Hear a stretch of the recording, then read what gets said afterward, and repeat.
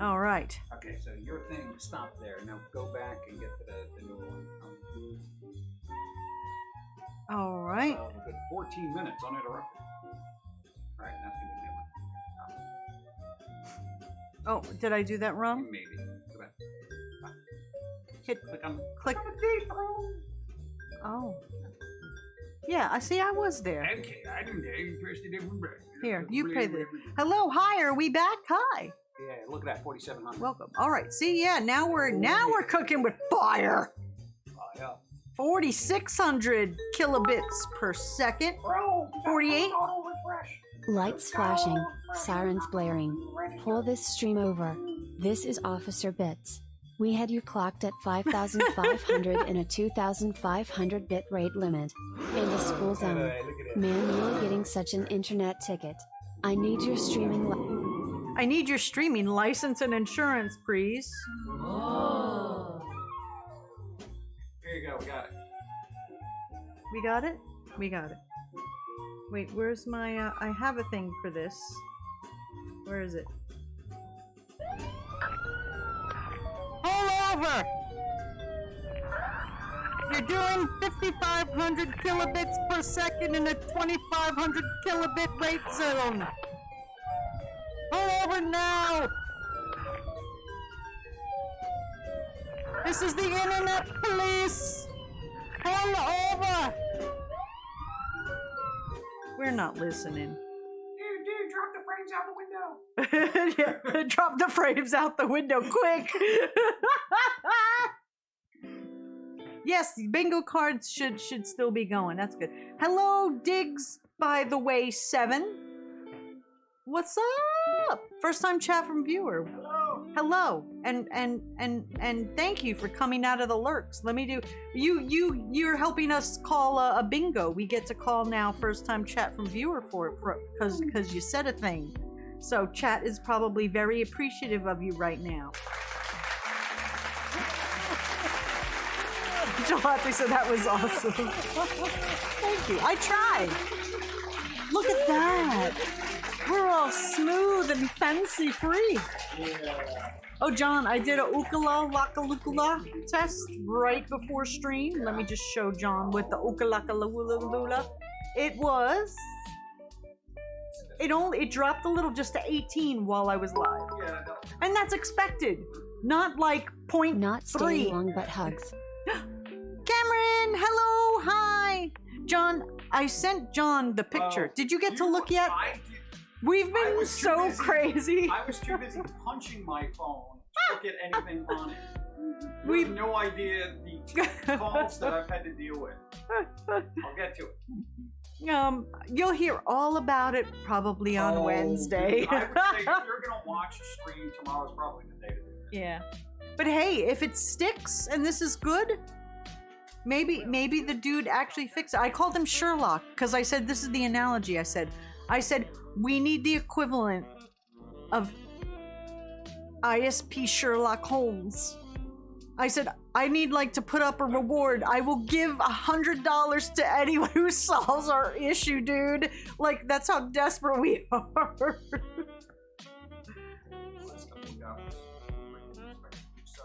Cameron says, all the loves, off to play Yakuza like a dragon. Ooh, enjoy it! Good times. Good times. Enjoy the wackiness. All the wackies.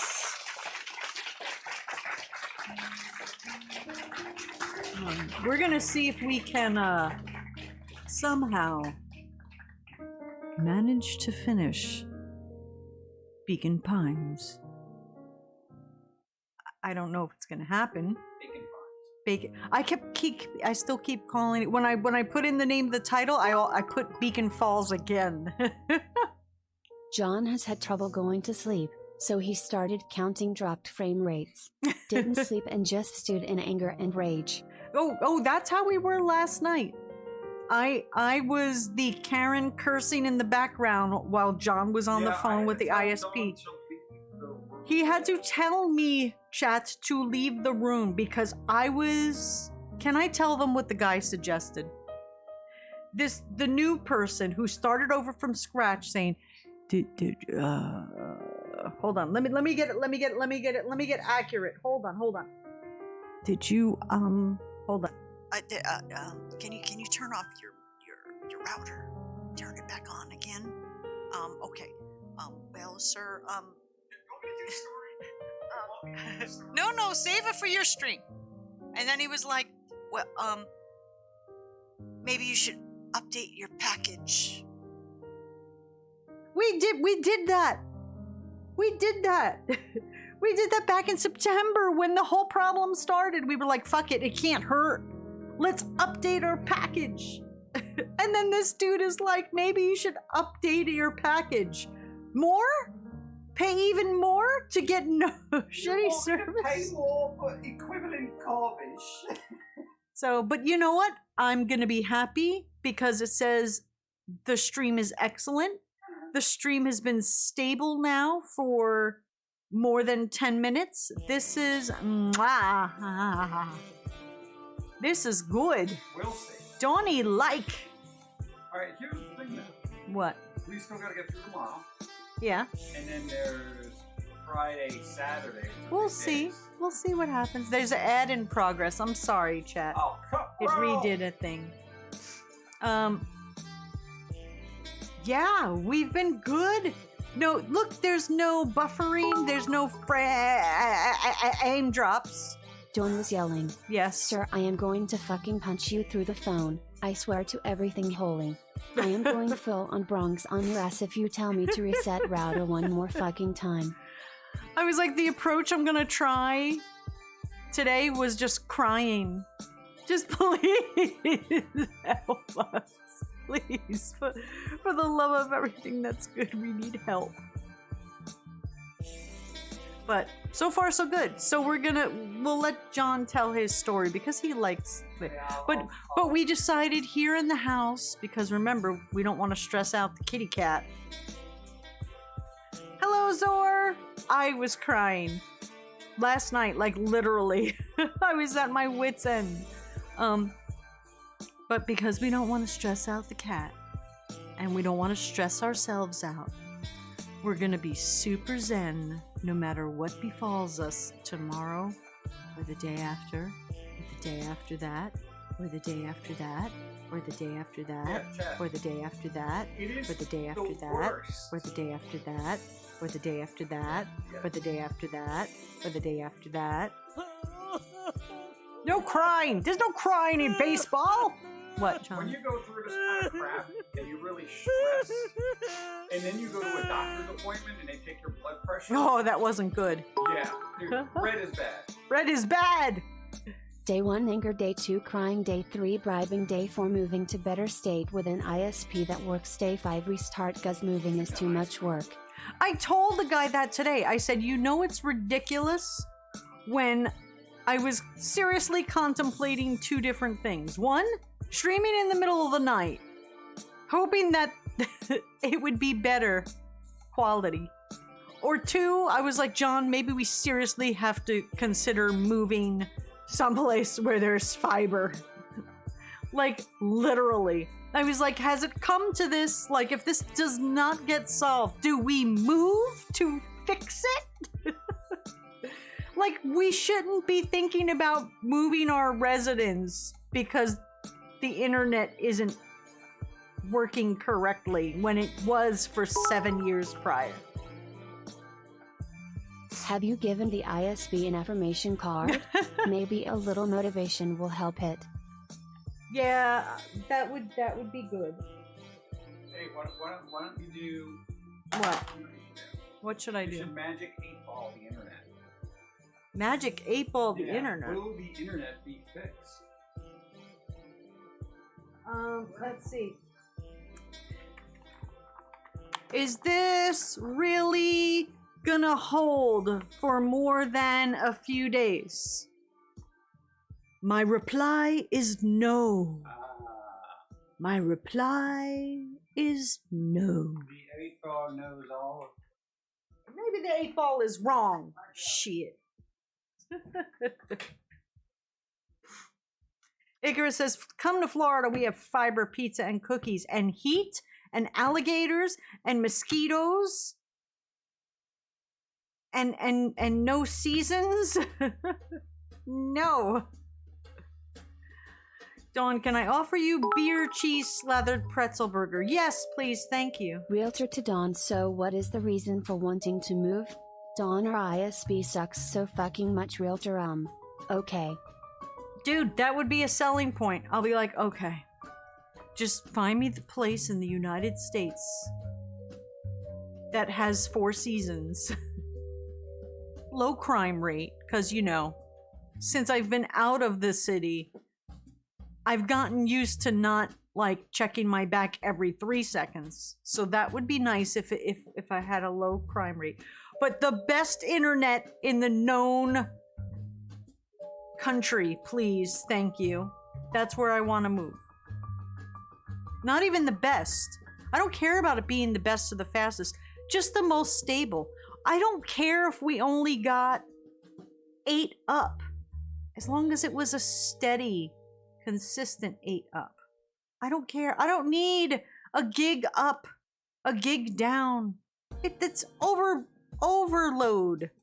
I don't need that much. We just need stability in the signal.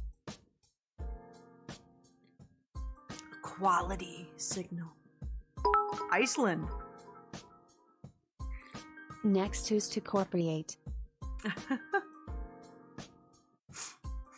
Tomo says, I can't recommend here, even if we have 1 big gig internet and 3 other options. Wow, options. Oh, that's crazy. LMFAO right, they use school systems as selling points. Dawn, screw that, give me the ISP info as a selling point. Yeah, I don't.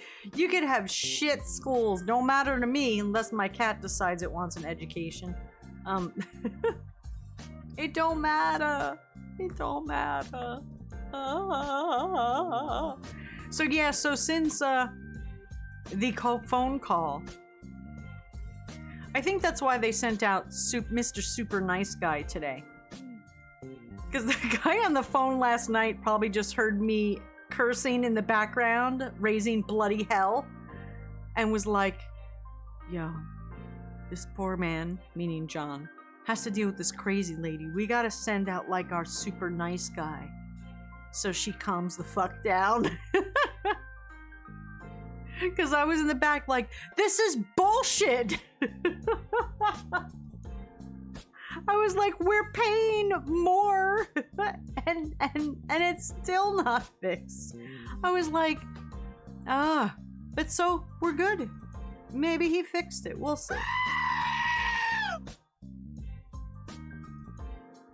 Thank you for the scare. DJ Animation says Utah, I hear, has great internet, probably by the city. Yeah, that's the only bad thing, is that usually they have good internet by the city, but the cities are expensive and crowded. And we've gotten used Thank you for your support. no crowd. What's that? Dyphid! Thank you for the Hi, resub. Dawn. Hi. 10 months. Souch Damn. joy and good vibes. Thank you! Thank you for the 10 months and good vibes to you. Where's my good vibes? Good vibes. Where's my, is it, no, that's not what I'm looking for. Where's my fanny pack height? There it is. Thank you! Of course, it's not looking at you guys. Alright. So, Zoar says I have to update my modem router. We bought all new equipment. We must have sunk a couple $100 into the better package and all new equipment, and it still didn't make a of difference. PA has a decent net, 4 seasons, low crime, just depends where you want to live if you get bad snow or mess snow. If you don't like snow, you're not doing winter right. You know, that's what I tell people, and they're like, ugh, snow. I'm like, you're not doing it right. You're supposed to be building snowmen and making snow angels, although I think if I tried that now, I probably wouldn't be able to get up. And sledding, which I would probably break something if I now tried to I do can that lay now. down and relax and listen to Dawn. There you go. I don't know how much it's going to be relaxing, but, you know, we'll try.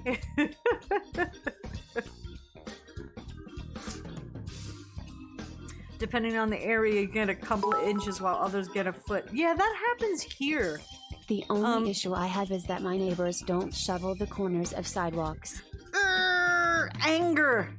Yeah, you know, a lot of places, like, you know, in the city and in Westchester, you had to, by law, clean your part of the sidewalk. Here in Connecticut, I guess that's not a law, because no one fucking does anything to in front of their house. It's like Wild Wild West. You'll be walking, a little bit will be clean, then there's a bunch of snow, then there's a little bit's clean, then there's a bunch of snow.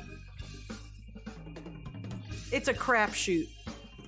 But I don't think there's no law here for that. I'm sure it's a law, but it's not enforced like here. It could be. I know, man, in New York, like, if within, I think they said, if the snowfall happened during the day, you had to, within a certain amount of hours, clean out the front of your place. I have been up since 4 a.m. and been at work since 8 a.m. I'm exhausted, but I'm just happy to be relaxing. Just, yeah, lay down and chill, snooze. I'll try not to yell too much. Come to Canada, where the American dollar gets you more.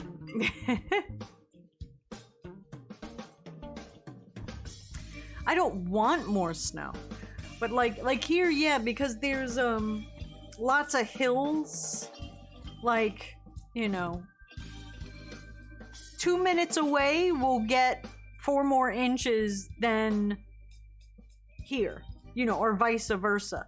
You know, it's weird. It's like even within one little small, you know, 2 mile square area, there's like 5 different climates happening because of valleys and hills, and it's crazy.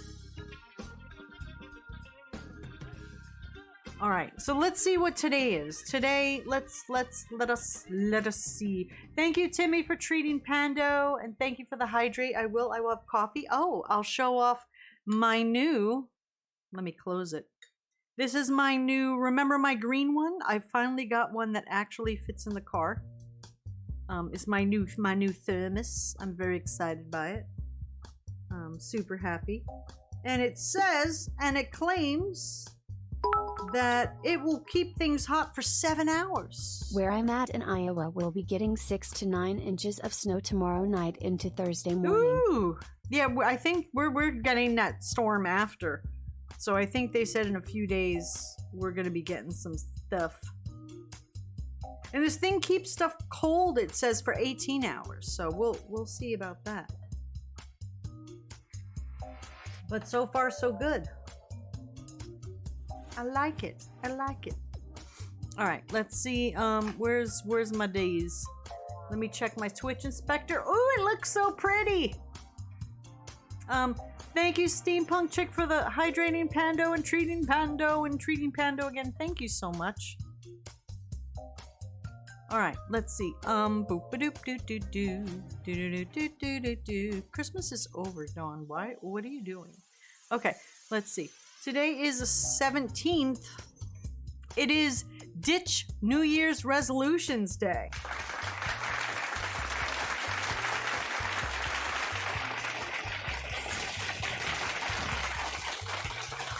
Screw those resolutions. It's also Kid Inventors Day. Like your Doogie Housers, huh? I don't care if the snow is still on the ground. Christmas songs are fair game.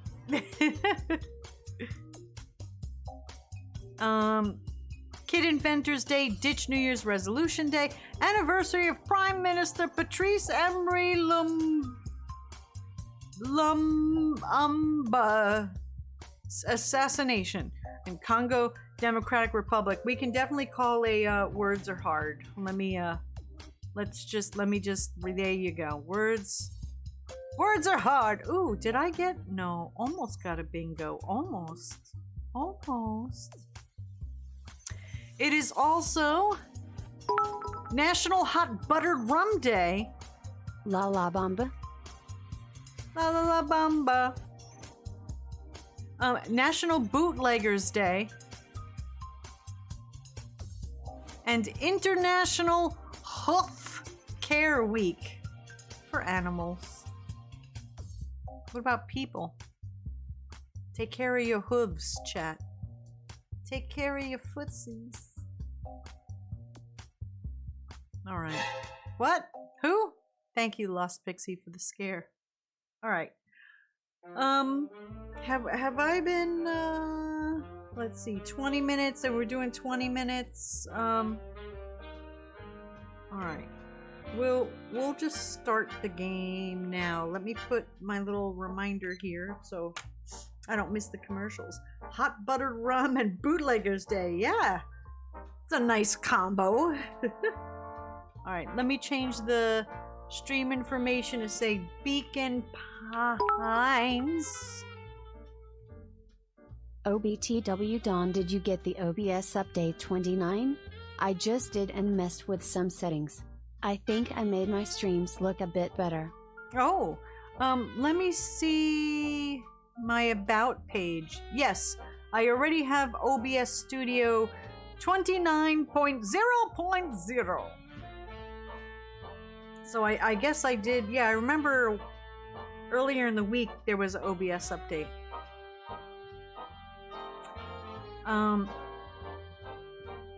All right, where's... This is one... I'm so excited, chat. Everything is so buttery, freaking smooth here with the stream. Oh, fucking happy day. I prayed so much. I was like, God, you gotta. I was like, look, God, we need to have a convo here. I know, I feel bad coming to you asking you for help with something like my internet, okay? However, I know there's wars and people are starving. And I know what? Spider. The spider changed my voice to evil when I'm talking about my discussion with God. I will wait then.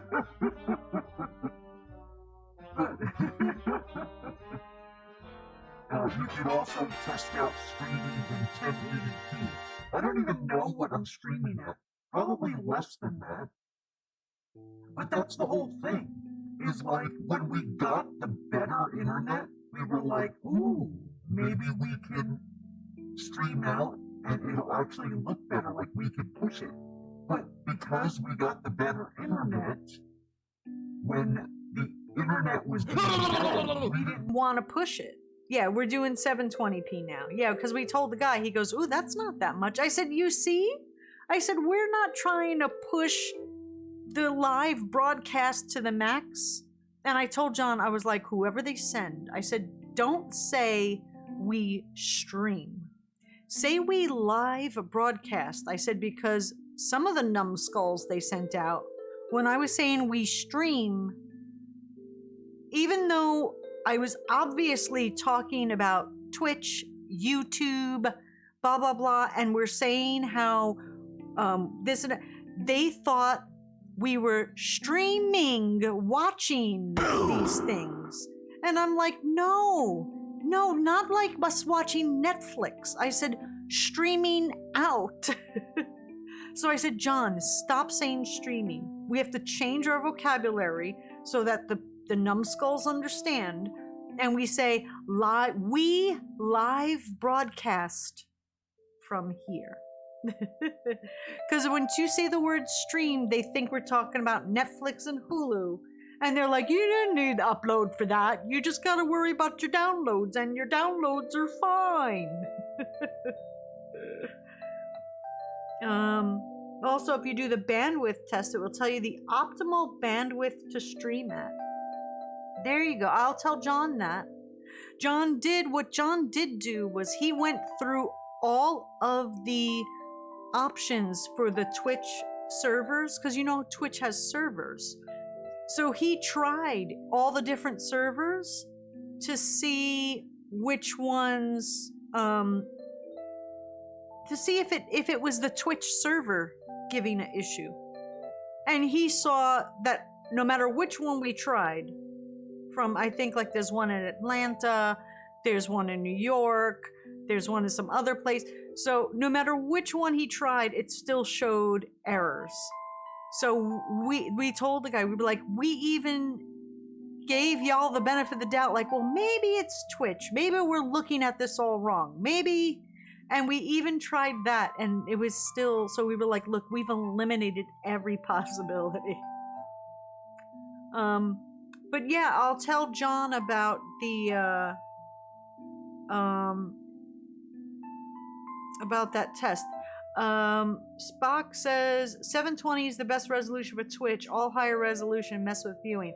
That's why we stream at 720, is because we don't want people who have bad internet to have a The problem servers are watching more it. about what your local provider's nearest signal is coming from. So we didn't want to like stream at a higher quality and then say Joe Schmo who's at work trying to watch on their phone is having a rough time. So there you go. But we'll see what happens. I'll tell John about that bandwidth test on OBS and we'll see what happens. Oh, sure. I would love to stream at and make it look prettier. Well, I'd love to. But Spock says I had trouble with some on 1080. Oh, trying to watch them? Yeah, it depends on, you know, what your thing is. So we try and be accommodating for everybody watching. Huh? Hey Dawn, who's your favorite superhero? I don't think I have a favorite superhero. Is this the game with the penguin with hands? Yes, I believe someone was saying that the other day.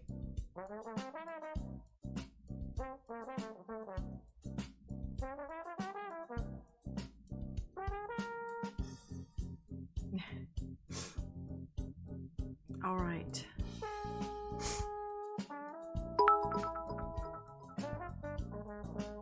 Loki need ideas to practice sculpting. Oh, so my God story. I was like, look, God, I was like, I know there's some serious stuff out there, and you know me, I'm always hoping that, like, you know, you help everybody who has problems emotionally, physically, financially, you know, they are all first and foremost and the leaders of the world, that they make the right decisions for their people and not for their own benefit. I always say those things every night. I said, however, and I feel bad even coming to you with this, but could you please help fix our internet? Please send us someone who might understand what we're actually saying, and will look at the printouts and the papers that we've so meticulously kept track of, and actually look at them and Sherlock this and figure it out and solve this issue for us, please. So hopefully we'll have success. So far so good. Let me check in with the Twitch inspector. It's looking good. It's very pretty. I'm feeling good.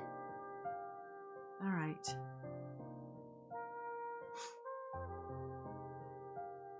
Loki needs ideas to practice sculpting. At 4K though, it tends to eliminate. Yeah, no, don't do that to people. I had someone stream at like the highest thing. I was like, dude, your thing is unwatchable. I said, it looks awesome. They were streaming God of War Ragnarok. Oh man, it looked freaking beautiful. But even with my Thank good you for your download support. watching at home Wired. It was so stuttery and shitty. Thank you, Sora, for gifting a sub to Lammy Chops.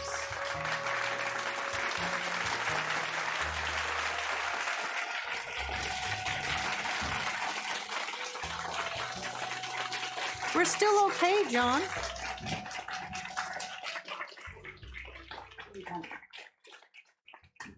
Sora said, like you see here now in the new settings, there's a setting now. I Hold think on. only Twitch partners can do 4K streams with all of the other options.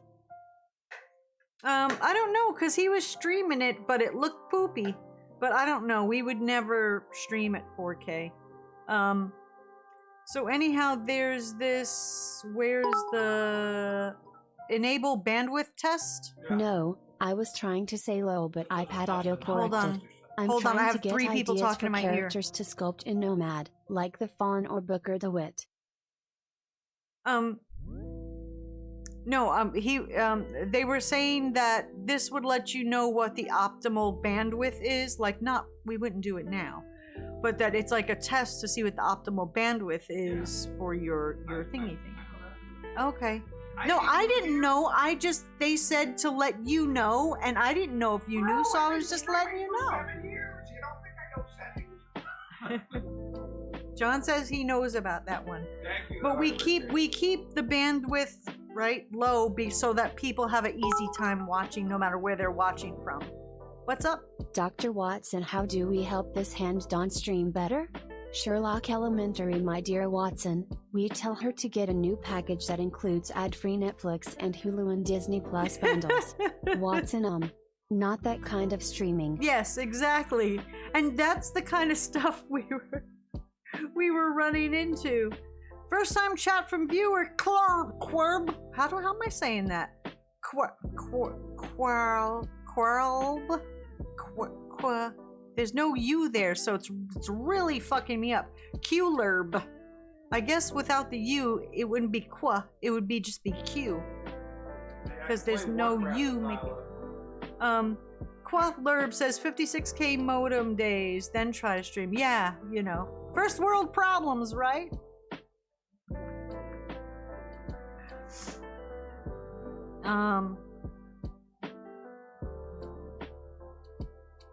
Yeah, so we just try and keep it low so it accommodates, like I said, because there's a lot of people who like watch John.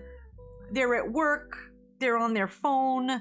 The phone service is like LTE, right? Is that what it is? Yeah, LTE, which is Yeah, speaking of which, what, John?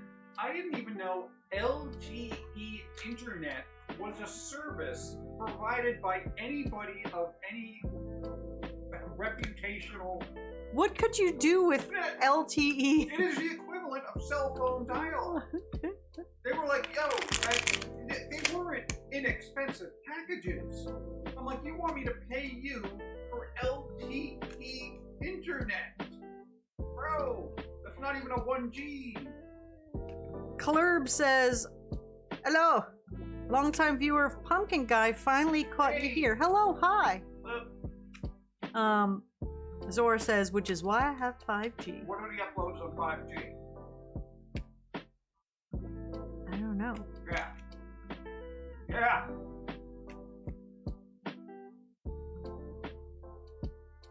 All right, so Tomo wants an affirmation card. I think that will be the one. Let's do this proper like.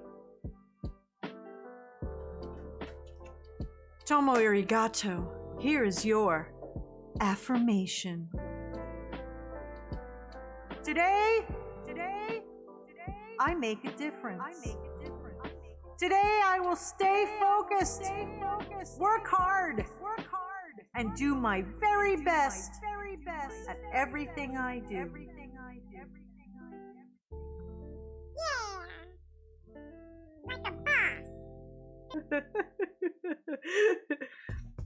All right, you want to play? Maybe I use the little resty room here and take care of a commercial thing that has to happen. know what the upload speeds are. And John could play with whatever settings he wants to make sure is doing whatever is doing, and talk to you guys.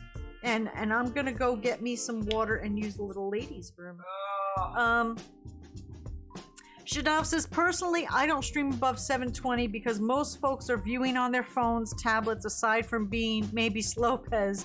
Not many are using their TVs to watch the streams. Yeah, you know, I mean, I watch... Yeah, 4K is useless on an iPhone. I watch stuff on the phone, you know, all the time when I'm not. And also, when John is streaming, just because, I mean, I know it wouldn't mess him up, but just to make sure I don't mess him up. So spotty. Yeah.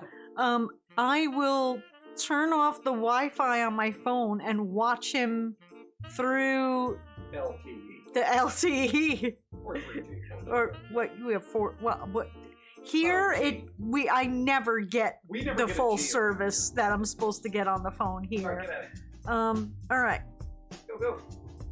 Oh, dude, 2 counties over from me, I only get LTE. In the small town I went to for the Moonshine Festival had no service.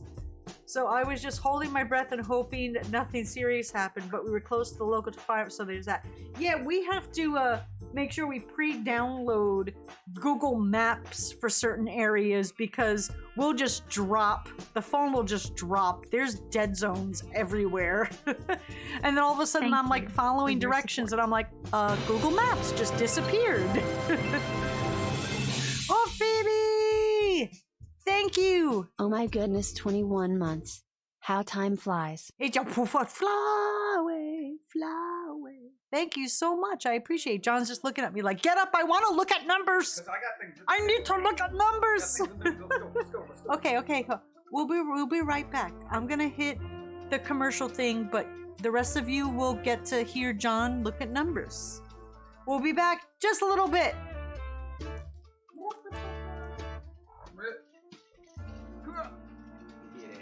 Get at it. What you gonna do?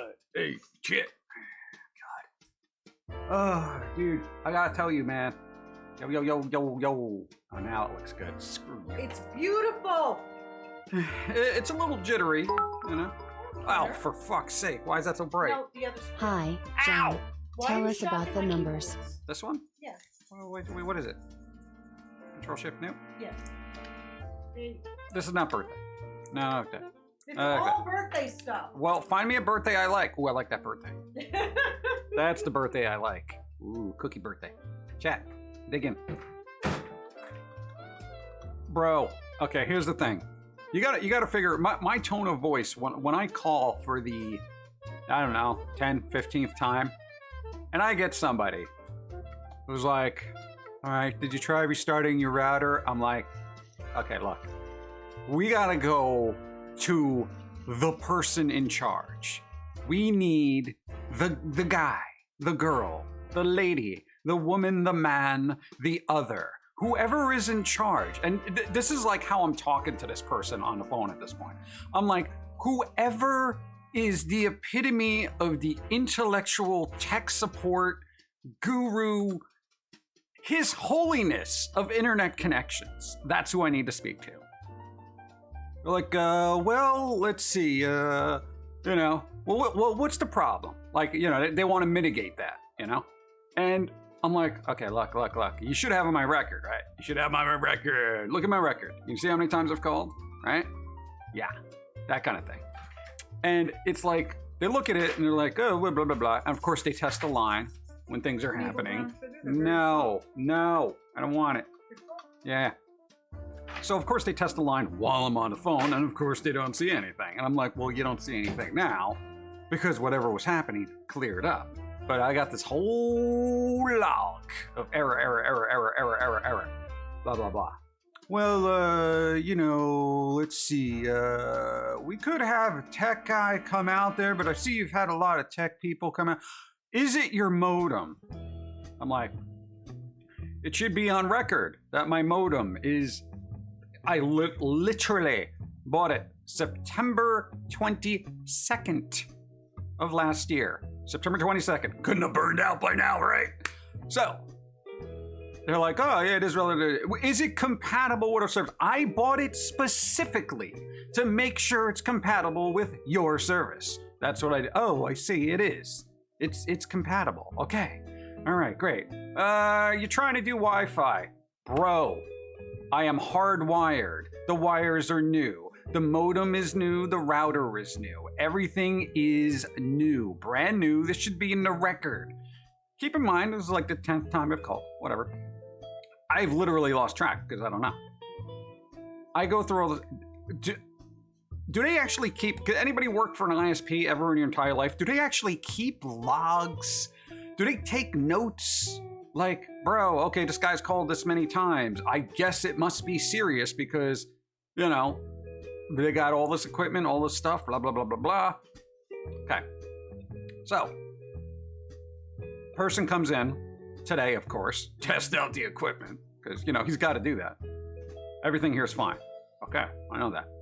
But the person we got today was like, because we had printouts and we showed them all the issues of what was going on, they're like, all right, look, we're gonna look at this. Like, dude, all right, here's the thing.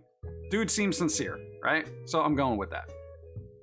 Hopefully that's in the process, but the people on the phones, you know what they do? They hand me off to a senior tech specialist. Senior tech specialist then proceeds to ask me the same questions about my modem compatibility. Am I using Wi-Fi? I'm checking your lines, I don't see a problem. Bro, did you talk to the person that just transferred me over? Did he not give you any information? Did this guy just say to himself, well, this guy's way over my head, I'm just gonna pass him off to somebody else? And that's what I told the second guy. I'm like, look, I'm really aggravated. If you want to pass me off to somebody who's, you know, knows what they're doing, then sure, go ahead. I understand. You don't want to be bothered. I don't want to be bothered. I don't want to be on the phone. Give me to whoever can deal with whatever is happening. I don't care. You know, it's like, I know the phone call is recorded, but I don't care. I'm like, whatever. If you want to hang up on me, that's fine, but just at least transfer me first, okay? Just give me to somebody who knows something, okay? Please. That's it. You know? And I'm like, I don't even want to yell at you. I don't even want to yell at you because you ever get somebody on like a phone, like a service call? You can tell in their voice when they pick up, hi, welcome to blah, blah, blah. And you're like, what? Like they're already done with their shift in like 10 minutes Yeah. and you're their last call. Oh, you try to restart Wi-Fi. We started a router. No, What? This is the point that what happened was John was trying to explain to the first guy last night on the phone and said, look, we get 20 up when we stream. Oh God, yeah. When we stream to Twitch, we only use 4 up. So the guy goes, so you're saying you're capping yourselves at 4? So this guy, and this is what bothers me, because I said, we stream, and maybe that's my fault for using the wrong terminology. You know, we stream. So you have to say Ouch! live broadcast. Yeah, basically you have to say broadcast. Do not use the word stream. If I've learned anything from all this, do not use the word stream if you're having a problem with upload. Say you are broadcasting. Because they think you're talking about Netflix Yeah, or Hulu. like, and I'm like, look, we stream to Twitch, which I think that confused them. We only do 4. We do 4 up out of the 20 we're allotted. And he's like, I don't know. So it says you're getting 20 here. I'm like, no, we stream at 4 up. So you're making your speed slower? Oh my God. And then he's like, so you're capping yourself. I said, John, and I'm yelling in the background. I'm like, John, if this guy doesn't understand what you're trying to tell him, ask to speak to someone else. And I'm yelling this in the background. Yeah, and then the guy's, he got a little flustered. He's like, let me transfer you. And then I get the other guy who's like, hey, you restart your router. Maybe it's your equipment. So it was me yelling in the background that got you another person. Yeah, we go through all this stuff, right? And you know what the guy says? I'm pretty sure they cannot see your actual service, just your account. They got to be able to see something. That's their job.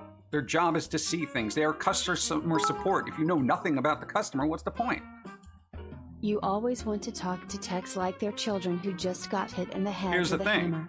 I should not have to talk to a tech professional using little baby words. My internet not work good.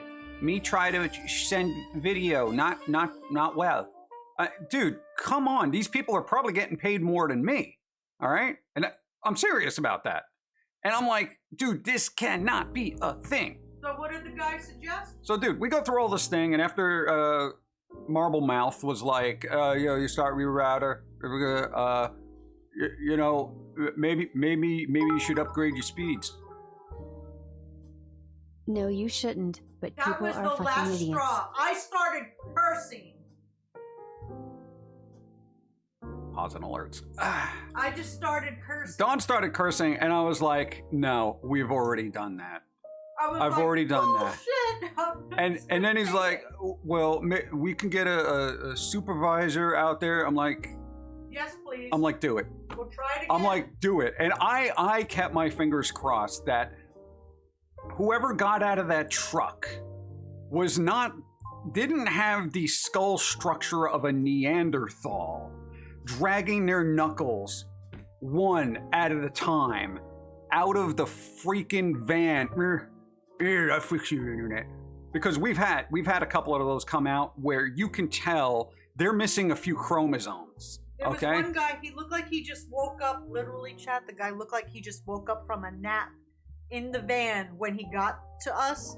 And I'm looking, he looked kind of disheveled and like he just woke up. Like he was sleeping when, like, from his last job. Yeah, it's like he got up, he's like, yeah, what, you got a problem with your internet? Show me where it is. Is this way? Yeah, I'll check over here. It's probably, yeah, I know, everything Well, looks good. I'm hoping he just woke up from a nap. Yeah, because if that was his normal Yeah. thing, then yeah, he was like stoned or something. And I'm like, dude, okay, so we lucked out. The person who came was good. The last person who came was all right. But it's been dicey as to, who shows up. And, the more we complain, the more they work on it. How many months later, So it's now that I actually have a number to a supervisor, yeah, I can keep calling them and leaving them messages, and they get back to me. But they're having a meeting tomorrow. There's literally a meeting happening now. So they're either going to determine that we are crazy and don't want to waste more time on us, or they're going to say there's a legit problem that we actually have to clamp down because something's going on in the line. Which, of course, now it doesn't look like there is anything going on in the line because today it's fine. That's the thing. It's like whack-a-mole. That's the first thing we told them. We're like, dude, it just comes and goes. It's just, blurp. It's like, dude, what am I doing here? I hate it. I hate how, and one of my pet peeves, repeat myself. I hate it. If Dawn asks me something and then it's just like, oh wait, what did you say? I'm like, oh my God. I was calling it. It is somebody I care about. I was calling it the protocol carousel. Yeah. Where they make you go through the same things till you finally get to the point where you left off with the last person. Yeah, but what happens is after you go through that protocol, it gets wiped. It's like being on a server that just starts new. It's literally wiped. It's like a roguelike. It's a roguelike. It's tech support roguelike. Here's what happens. You start your character, right, with customer service, That's like a mini boss, right? And then you get to that point where, it's a little difficult, whatever. They send out the truck. You got a mid-boss. You got a mid-boss, right? So you battle the mid-boss, you try to get some info. Then they send out Bucket Guy. Then they send out Bucket Guy. Bucket Guy, right? He's like Onion Bro, right? Bucket Guy is the boss. That's main person. That's the one who's gonna get things done, right? You get the text the next day, oh, we resolved your problems. Maybe. Nobody knows. So, what inevitably happens, things get messed up again, but your character's wiped. You got killed overnight, somehow. All your packets are scattered across some foreign land that you now have to drag your body back. you got to fight the first boss all over again by calling customer service and being like, yeah, you know, I know the moves now. Yes, So like, it's you, like, then you try and hit them up and go, I- yes, I do. already restarted the router. yeah, I already Yes. started router. Yeah, Okay. no, equipment's new. Yep, Yeah, we go got ahead. this. All right. And then we try to speed run it, you know? So you're speed running the first boss now.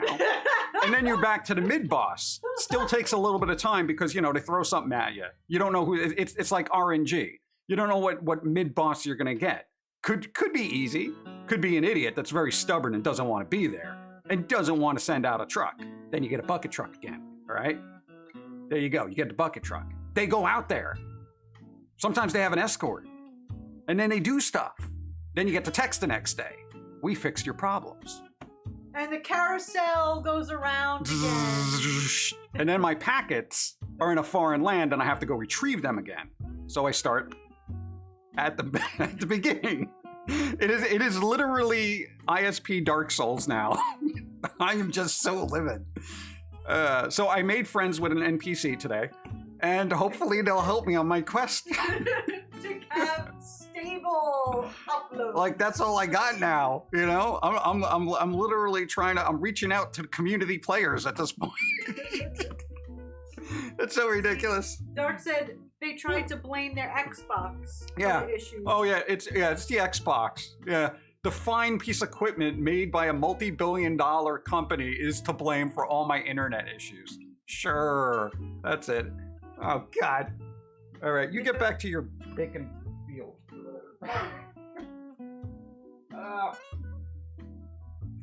So hopefully, Dark Souls. hopefully, I gave the analogy, and hopefully things will be fixed. Hello and welcome back, chat. But everything's looking good right now. Some of you are gonna have to hear that story all over again. Yeah, you'll have to hear that. You got to make that into a cartoon, John. Yeah. It's working. The whole I'm ISP roguelite saga. That would make a great cartoon. Hello chat and welcome. I can't go back and read everything that y'all said. Oh, Let me yeah. unpause the things. I had a tech guy smell of weed and was stoned, got all working but took forever. Yeah. John, what did you say you read? You said most times. Hold on. Thank you, Spider. Dark says what's messed up is the world wants everything online but can't even be stable. This is true. They want to stream, they want to cloud Later, everything. John. They want everything to be on the cloud and for us to cloud gaming and all that stuff. How can we do that when shit is like this? John, have you reached Exalted reputation status with ISP guys? I hear at Exalted, they fix shit. Yeah. Dawn working? For now, it is working. But you know, we've been here before. Okay, working, sorry. Yeah, we've been here before where it was good. Today was a good day. And then the next day is a horrible day. But we'll see what happens. John said he looked up like real stories of like ISP people, and he's like, yeah, you know, when they say they're up on the pole, they're actually just sitting in the van eating french fries, taking a nap. Welcome back, Dawn. Hello, welcome, thank you. And then they just say, yeah, it's fixed. Yeah, And then they leave.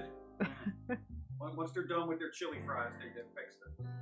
And then I was telling the story to someone else I know, and they said their mother had a problem because the person across the street from them was doing torrenting and uploading and downloading torrents and stuff and was fucking up everything for the entire block because they were doing so much. And I was like, so I asked the guy, I said, could that be the problem? I said, like, if they're like the little girl down the block is like uploading at the same time, you know, like streaming to TikTok or something at the same time as me, and that's why it's only every once in a while, or the same time as John.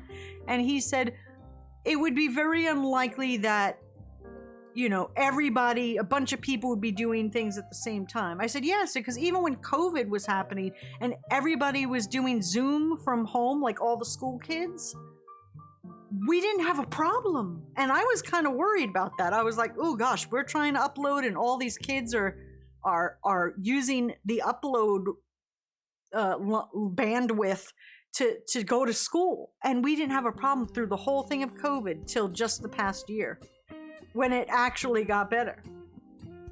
Congestion and a weak signal on the channel, it can be. That's what I told the guy. I told him the whole analogy of like, you know, and the thing goes to like, I said, I don't know the words, but when it goes to like whatever the junction box is down further down the line and the lines switch when congestion, that maybe that's why it's only once in a while when it goes there. Don't you ISP support, let me ask you something, John in the backward. Oh shit.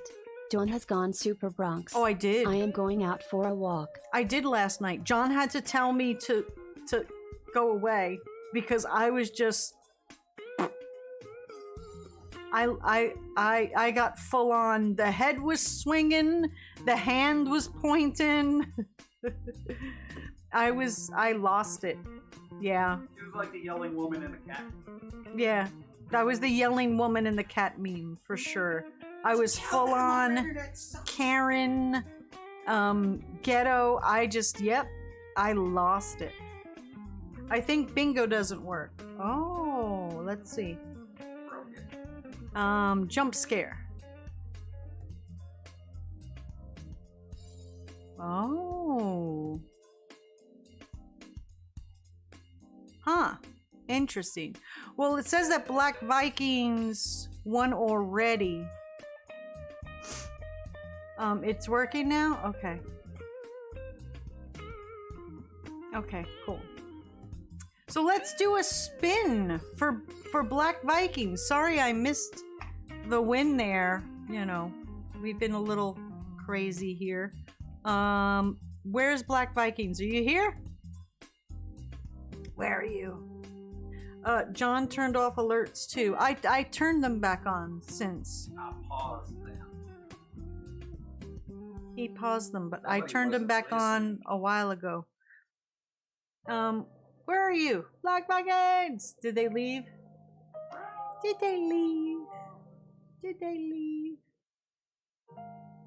What day is it today? I don't know, man. I didn't day? sleep at all. You know why I didn't sleep at all last night? Because when I knew they were going to send out another person, I was like, okay, I was rehearsing in my head all night long I was like, how can I say what is happening to this person so that they won't misunderstand and think we're just talking about like Netflix buffering, you know? So I said, John, don't use the word stream at all. I said, say live broadcasting. I said, and don't even mention that we only stream at 4 up, because that seems to confuse people. I said, don't even mention it. So, I think they left. Did they leave? All right. So we'll write down that we owe Black Vikings. Maybe they're lurking. Let me take a look. No, they're gone. Okay, let me write down we owe. Is Curved Planet here? We owe them music choice. I'm sorry. I've been a bad streamer lately, but it's because I've been super distracted from all of this internet shit. You want a cupcake? I want a cupcake. Odon Black Curved Vikings. gets music. Do spin. Yeah, I don't know if Curved Planet is not here. Okay. Yeah, I keep a list of what we owe to people. I want to make sure they get what's coming to them, you know?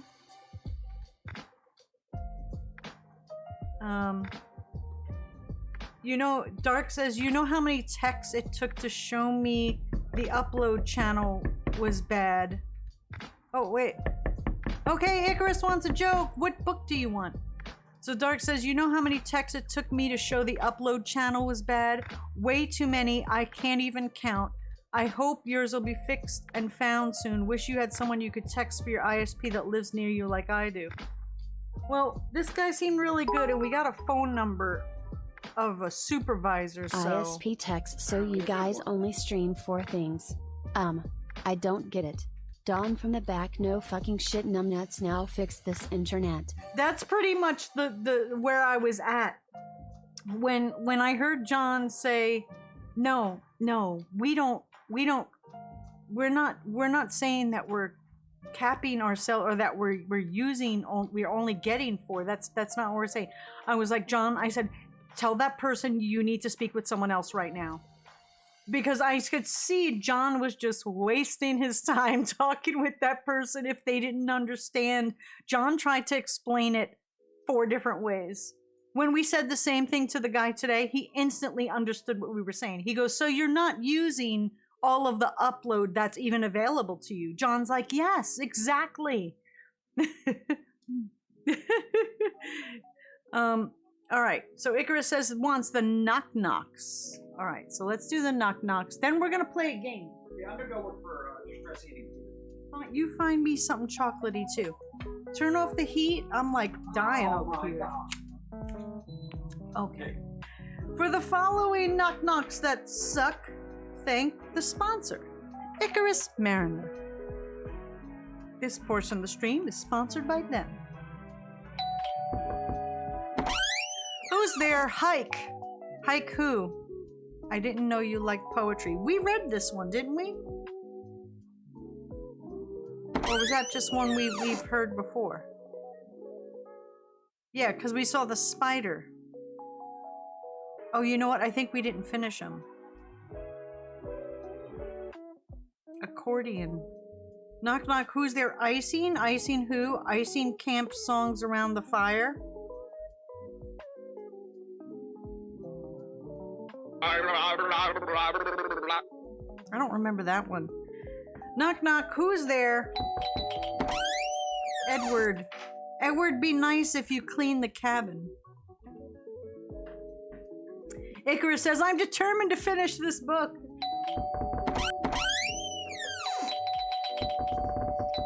Oh shit, hell yeah. Give me this, right here. Who's there? Accordion. Accordion who? Accordion to my compass, the campsite is over the hill. Who's there? Tense. Tense who? Tense? You should try to relax.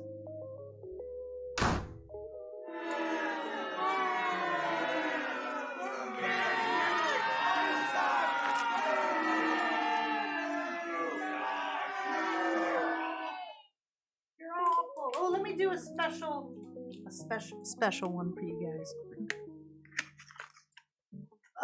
They are horrible. Why are you giving me so many? A dark chocolate and a vanilla? Yeah. Why did the policeman go to the baseball game? There will be a slight pause in the reading of these jokes as there is now a box of chocolates. Please stand by. Do. Here, wait. I got it. Hold on. We have one.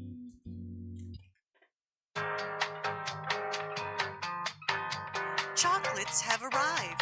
Please stand by.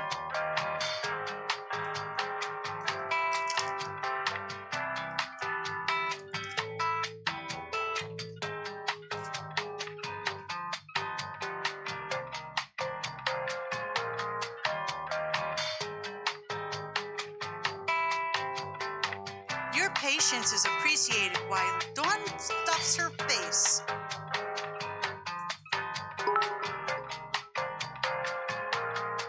Dawn eats.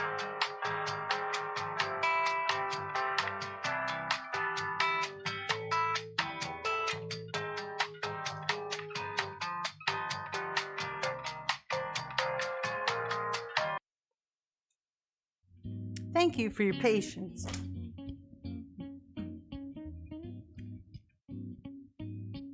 Why did the policeman go to the baseball game? Someone has stolen a base.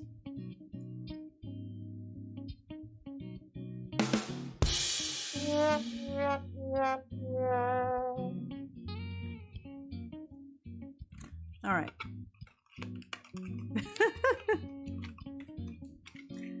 Oh, I don't like the dark chocolate one. Let's try the vanilla. So, just so you know, these were from Slopez. They were on sale. But man, these are the best sale things I ever had. Locker Minis. These are really good.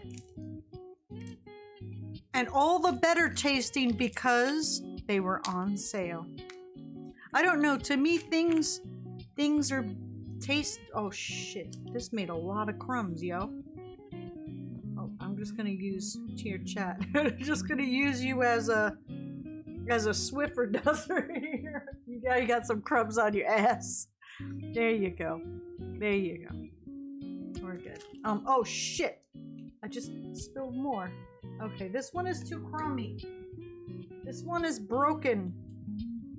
Hold on.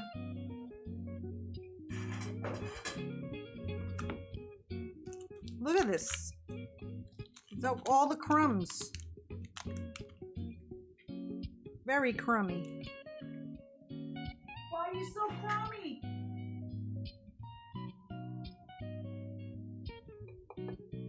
Ow.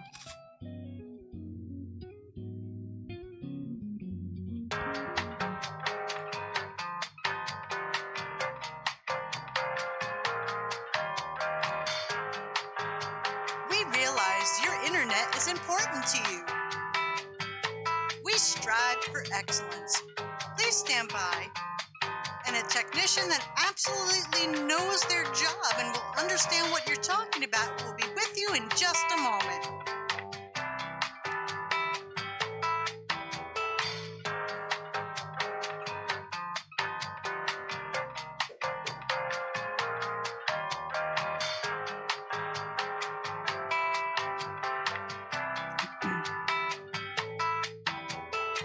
Please don't. Oh shit. Please don't curse at our operators. They're trying to help you. Okay. All right. We gotta play a game. We gotta finish. We gotta finish Beacon Paul Fines. Fall Fines Pines. Feekin Pines. Feekin Falls. Feekin Pekin Pines things. Oh, I got coffee. All right. Okay, for reals now. We're gonna play a game. Damn it.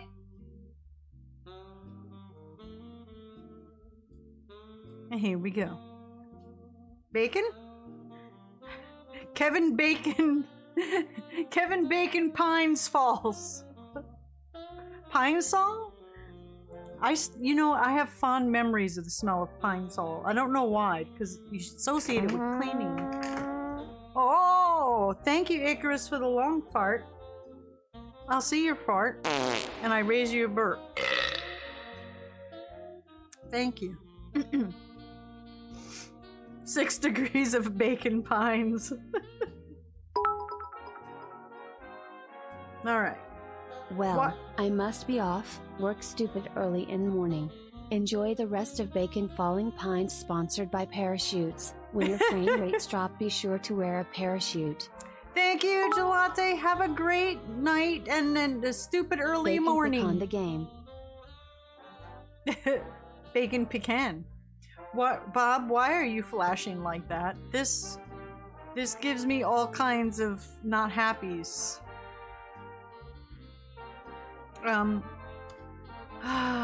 Are you not Bluetoothed? Let me do the, hold on.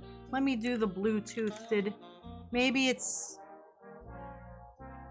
lost its thinking. Remove, yes, add. Have you tried turning it on and back off again? Alright, it's thinking, it's connected. Alright, is it working now? Alright. Here we go.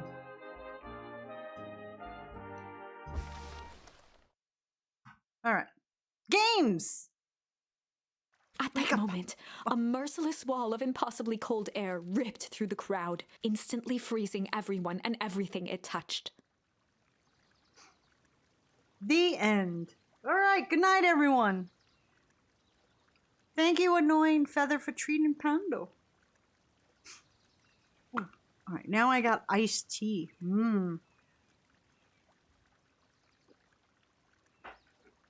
All right. Oh, I made that a little bit too weak. All right. For a man like William Kerr, this was a fitting way for things to end. On a stage, with an entire town frozen in rapt attention for the rest of time.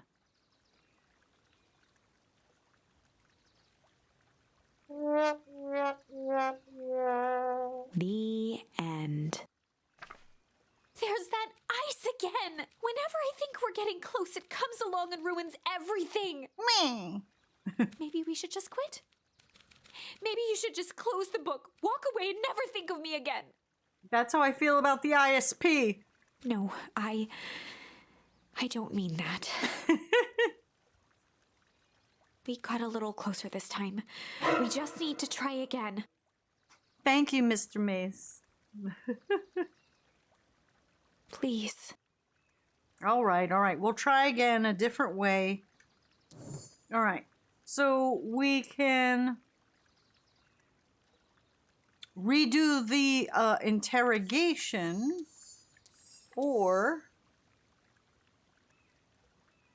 we can run away when the fight happens.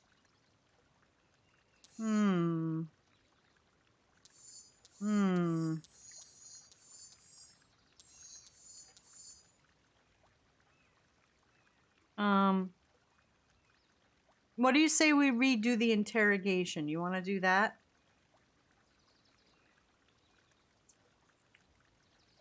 Y'all want to... Thank you, Clurb, for the hydrate. I will, with the iced tea. Thank you. All right. So let's do the interrogation. Okay. They needed to know what he was doing in Luca's house. When we last left off, before we all turned to ice, we found this dude in our house. After some deliberation, it was decided they'd run the classic good cop. We already tried hard. Chill or sly? Chat, would you prefer... This is where you get to play.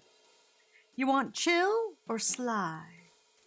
Chill or sly? It's up to you. I'm gonna drink... Ow! Fuck! I'm gonna drink some more iced tea. Blue Knight says sly. Clurb says sly. Still, ooh! What's this? Chat? In agreement? Say it isn't so! Shadav's like, I'm still laughing at Hard Cop. Red Bullet Junkie says, I just had a tire blowout while on the Freeman and my spare is 20 miles away. What? Oh no! Good vibes to you! Do you have like AAA? Can you call? Or Nationwide is on your side. But who's your insurance? Like, can't you, like, you don't have to say out loud, but sometimes the insurance company will come and help you out. Like a good neighbor, State Farm is there with a spare tire, maybe, if you call. All right, everybody says sly. We're gonna try sly. They'd run the classic good cop, sly cop interrogation. Okie dokie. Luca and Rollo ducked behind a barrel, leaving Beck to her task. With a few crisp snaps, she roused Mr. Tolliver.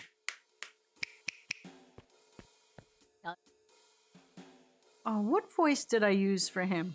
I think it was like a little bit southern. What? What's going on here? Like a old man, southern old man. You're Modwell girl. Modwell girl. Please, call me Beck. Sorry about all this. Mr. Tolliver looked down and shifted a bit, testing his restraints. No, I tied them very strong. You will not escape. Oh. It seems there's been a mix-up. You see, I'm down here for the same reason you are. Juniper sent you here? Beck caught herself before letting the surprise manifest on her face. She'd already gotten him to reveal his relation to Gran. This was going to be easy. You know how Juniper is with her precautions. Operation Sparkplug has us all on edge. I guess she thought that you needed some backup. But she sent a child? Well, what better way to avoid prying eyes? Who would suspect a kid? Well, I suppose that makes sense. Mr. Tolliver wriggled a bit in his restraints. I said I did them tight. Lead Bullet Junkie says, thanks, Dawn, but I got AAA. There you go. I'll have them tow the van back to my house. There you go. Oh, they couldn't, like, give you a spare there? Sorry, sir. Can you spare a square? A spare tire? Oh, I'm so sorry. Beck quickly removed the ropes. That had to be uncomfortable. A little, yeah. But you understand, right? We never know who to trust in this town. Mr. Tolliver rubbed the growing knot on his forehead. Very true. So it turns out we're both here to... Beck twirled her hand, as if to prompt Mr. Tolliver to finish her thought. Destroy the evidence. Beck shook her head and clicked her tongue. Yep, the old gal is nothing if not thorough. Mr. Tolliver let out an amused huff in agreement. She sure is. I can't blame her, though. If anyone were to find out that we're going to destroy the source...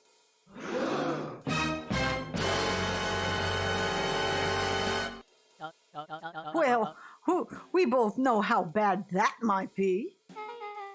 No one will know anything once I finish cleaning things up down here. Beck was on a roll now, playing Mr. Tolliver like a fiddle. Everyone down to Georgia. You sure can finish this up on your own? Juniper trusted me for a reason.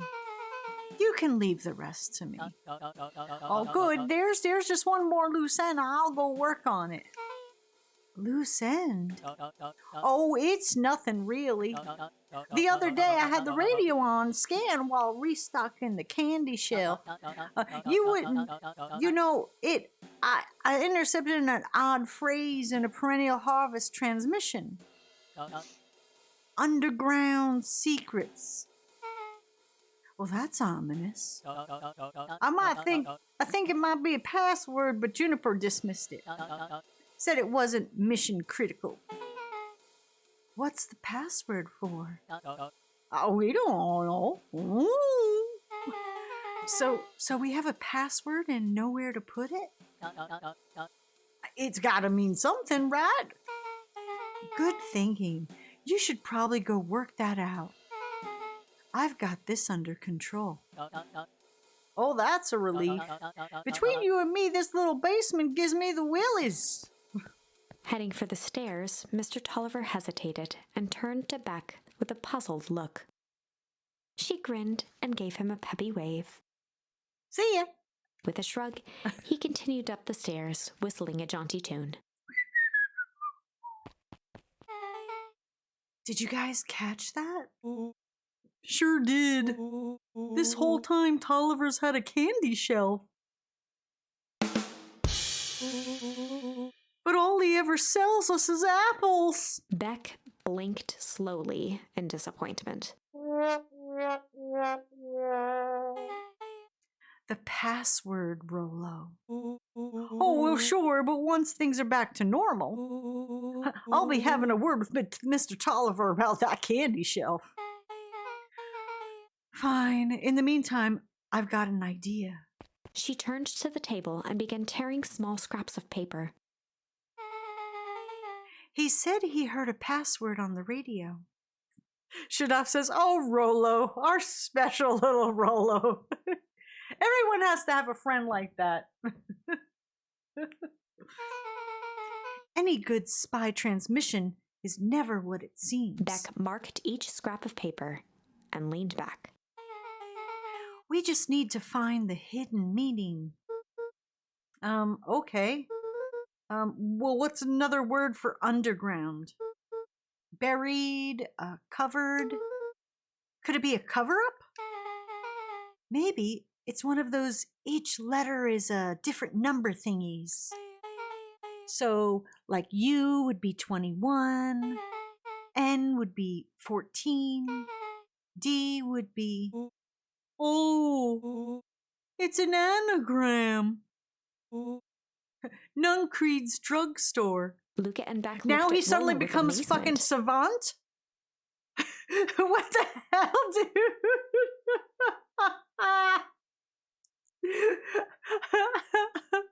Oh my goodness.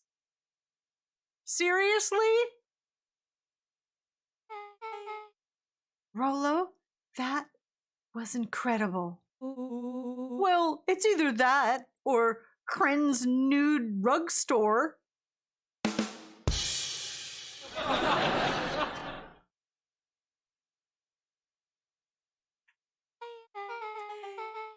Yeah, I think you were right the first time. How did you do that? What can I say? I love ciphers. Well, I guess we know where to go next. Investigate Nuncreed's drugstore or Naked Drugs Store. None, you know what I'm saying. Naked Rug Store. Let's go. Uh-oh, it's Diner Lady. The road leading to Beacon Pines was long and uninspiring, a sort of natural barrier for the impatient. Oh, it hit the road instead of her. Well, you scared me half to death. Oh, sorry? You kids haven't seen Mr. Tolliver around, have you? Nope. Oh, he's got me waiting around like the last slice of pie. I swear that man would be late to his own funeral. Okay. Where are we going? Oh, wait, oh,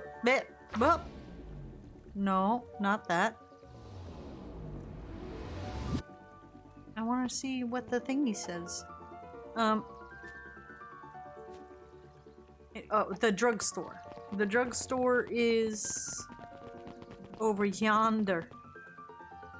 Yonder a ways. Uh-oh. You're late, Augustus. Oh, sorry, sister. I was caught up with work. Work? You? Well, I had a few more details to lock down for the festival. Oh, what do you have to report? What is this Insipid Town Festival really about? I think Gus looked around nervously. Mr. Kerr really does just want to do something good for the town. He's actually a pretty nice guy. You should spend some time with him. You didn't pull strings installing. I didn't pull strings installing you as mayor so that you can make friends. Your job is to help me figure out what Kerr and Perennial Harvest's true intentions are for this town. We have a responsibility. This is your father's town. Was. Excuse me? This was our father's town. He's gone, Eris, and he isn't coming back. Father left us with nothing but problems. Mr. Kerr came here and offered to help us. We accepted that help. Well, we didn't agree to them turning Father's warehouse into a toxic dumping ground. That's just a temporary arrangement. What? The glow can be seen from our damned backyard.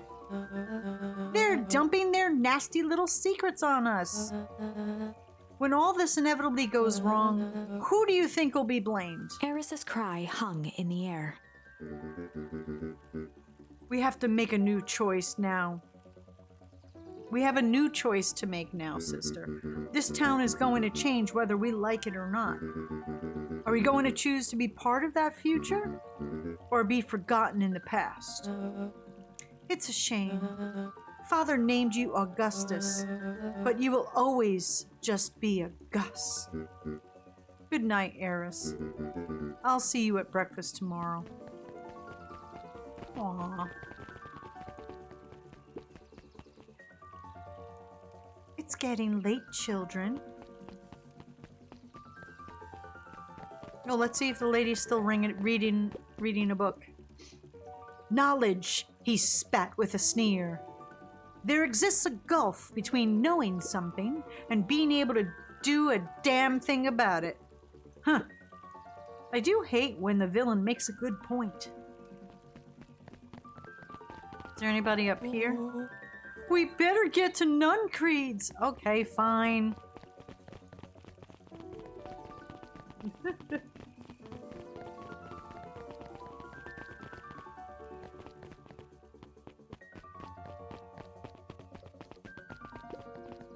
Solomon stood proudly at the entrance to the drugstore, holding a brown bag overflowing with black licorice. Ugh. I don't like black licorice.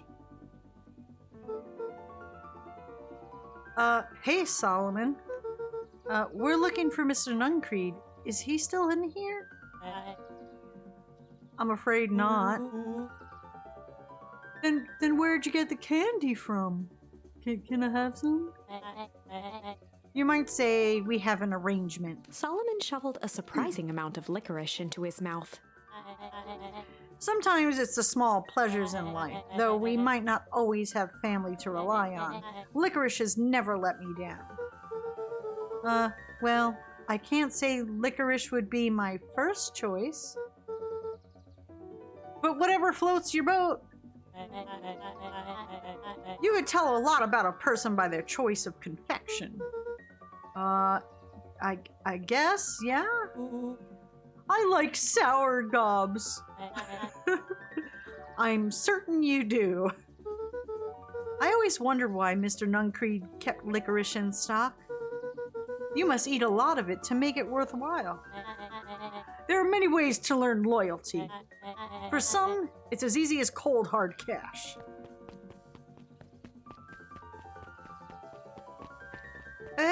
I don't know. I never liked black licorice. Well, he's right. It's locked. There's gotta be more clues. Okay, let's see.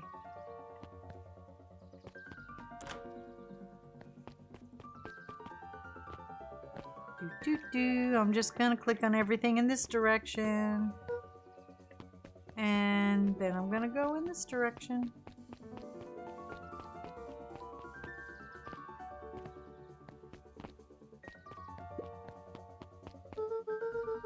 Have you ever seen anyone actually use this thing? Besides Mr. Nuncreed? No. Beck cupped her hands on the glass to peek inside. That is not a normal phone booth. Well, it's not a TARDIS either.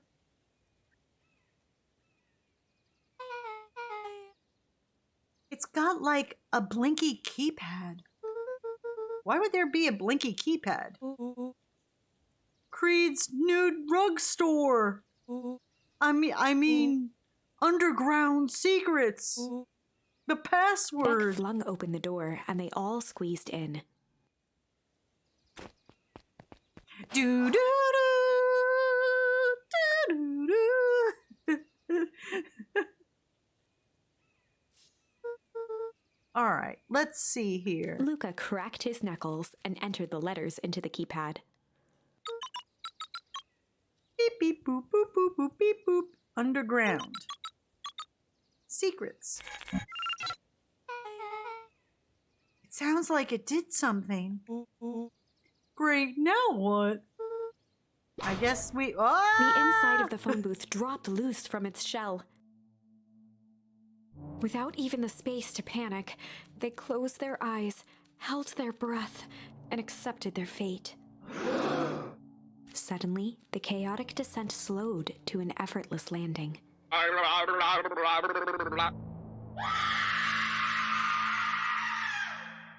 It was unclear where they ended up, but at least it was solid ground. Oh, what the fuck? The air was stagnant and smelled vaguely of chlorine. I knew it. You knew that there was a secret hub full of strange tubes under the phone booth? Of course I did. Uh-huh. Sound like kids are pulling a Goonies. Didn't I say that? No. I definitely thought it. Where's Agent K?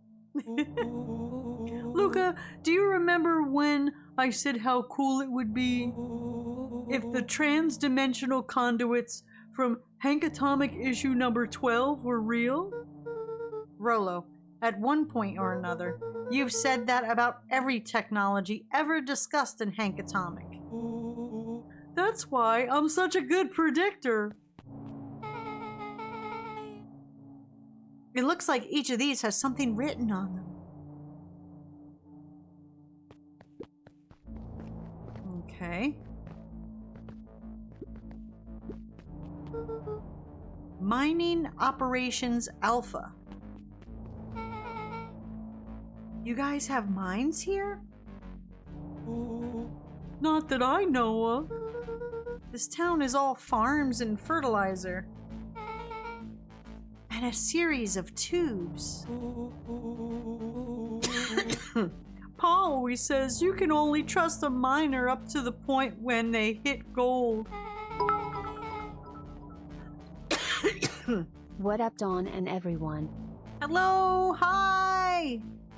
Oh, Black Vikings, we owe you a spin because you won the bingo, and Curve Planet, we owe you music Agent choice. J, Air, sup? Hello, Jimmy vs. Timmy. Oh, so that's right. It's getting ready to be 5 o'clock in another time zone. We will keep an eye on our internet and see if it gets squiffy. All right. So Curve Planet, pick a station. Where's my pick a station so when we go on break, we know what we're doing. And Black Vikings, where, let me see if I can bring this up. Say spin. Electro Swing? Electro Swing.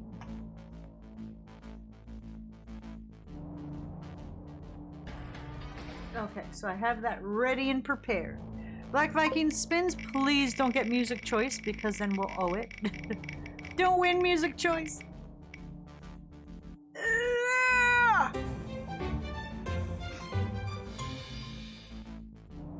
Do you want to spin again or do you want to save your music choice?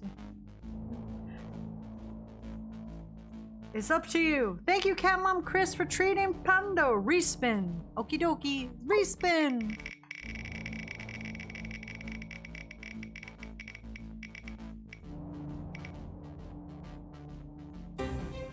And it's a JPEG drawing. Nice. Okay. Let me see if I can tab out of here. I wonder how I can get the game. There we go. I just muted the music. Okay. And we're bringing that music. There we go. Okay. Black Vikings, what would you like me to attempt to draw? And we will do that.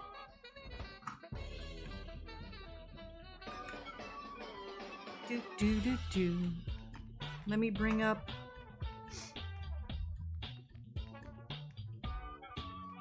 Where's my mouse? My mouse disappeared? What the hell? I have no mouse. There it is.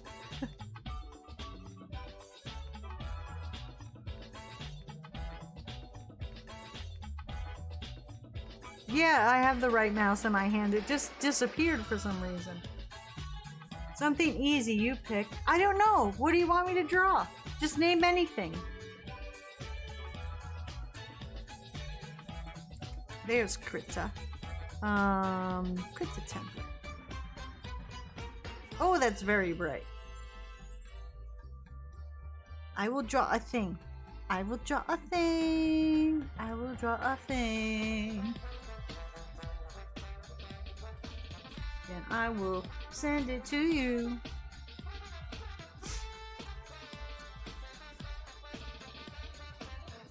Hi, oh gosh, this makes my handwriting atrocious. Everybody.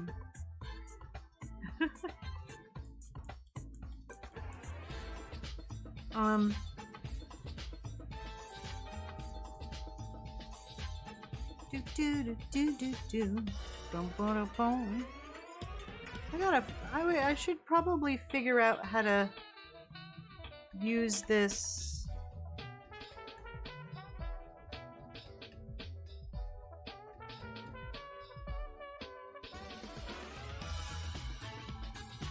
Get a little more flowy with this.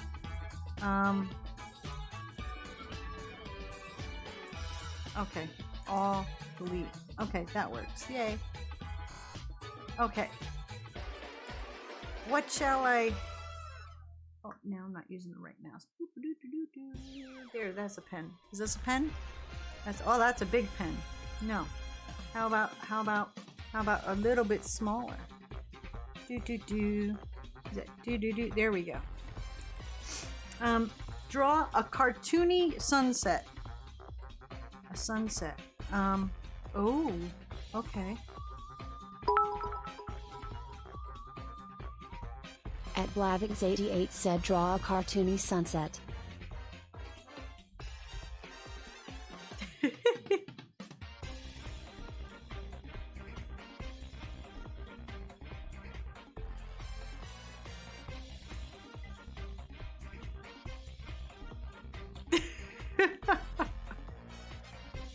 Hold on.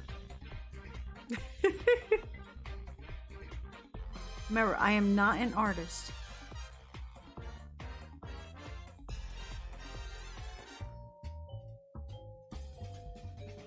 What? No, I didn't want black.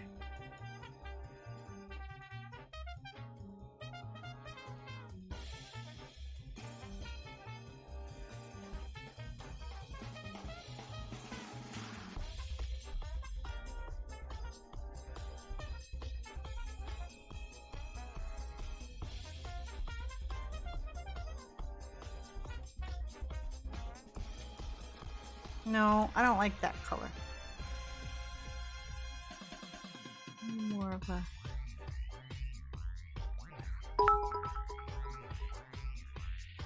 No, that's like Hey, Dawn, brown. Guess Oh, who has a birthday today? Capricorn. who has a birthday? Fallen Rose, is it your birthday? Give me just a minute to finish here and we'll sing happy birthday to you. Why can't I get a nice yellow yellow sunsetty sun. It like looks like mustard.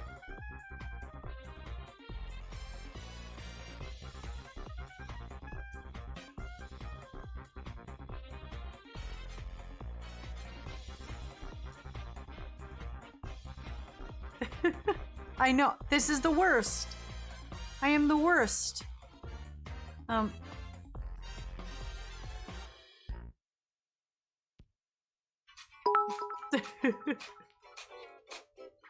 That's right, smiley face. All right, we'll sing a proper happy birthday to you. Okay, maybe it's not a sunset. Well, yeah, it is. It's just like the worst sunset known to man.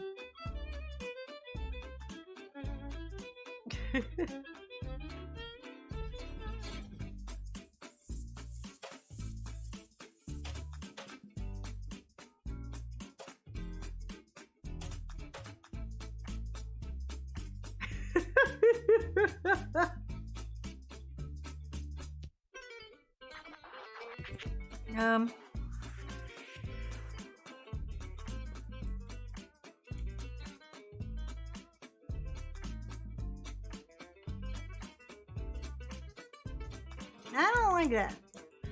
I gotta make it smaller, maybe. There we go.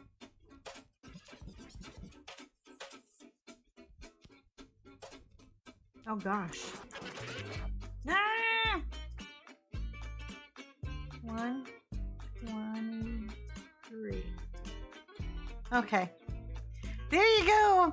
There's your cartoony sunset.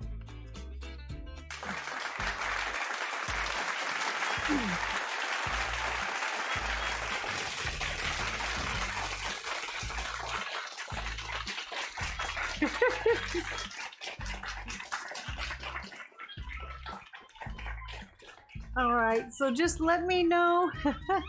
Black Vikings, let me put cartoony sunset. Just let me know. Lol, as a kid I always thought the sun was bathing in the ocean in cartoons. So just let me know. Let me hold on, let me be right back so I can save this, because I don't know what creepy files are gonna show up when I let's see. Save as. Let's see. Tip for the signature: you can save the signature by itself, then just copy it onto pictures you draw. No, but the thing is, it's different every time. Cartoony. No, wrong thing. Cartoony sunset. Black Vikings. And that goes in the one. And that goes in that one. And that goes in. Wait, I'm almost there. Bingo prize picks. There we go. Save. Okie dokie. So just send me a private message and let me know where you would like me to email it to you or send it to you, or if you want me to private message to you on Twitch or Discord or Messenger or wherever. Just let me know. And now it is Fallen Rose that we are singing happy birthday to, right? Hold on. I gotta clear my voice here.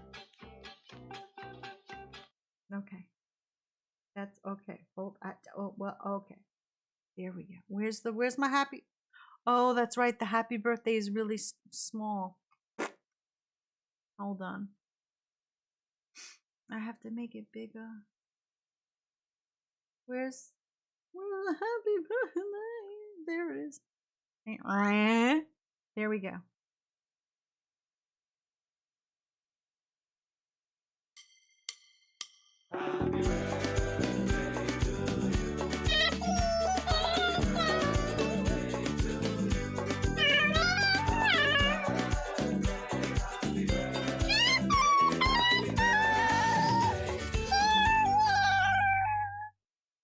and many more. Happy birthday! I hope you do something special.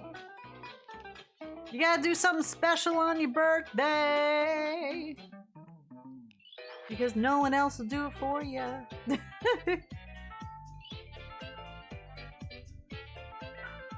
Alright. Boobity boop boop, bobbity beep bop, bop bop bada bow.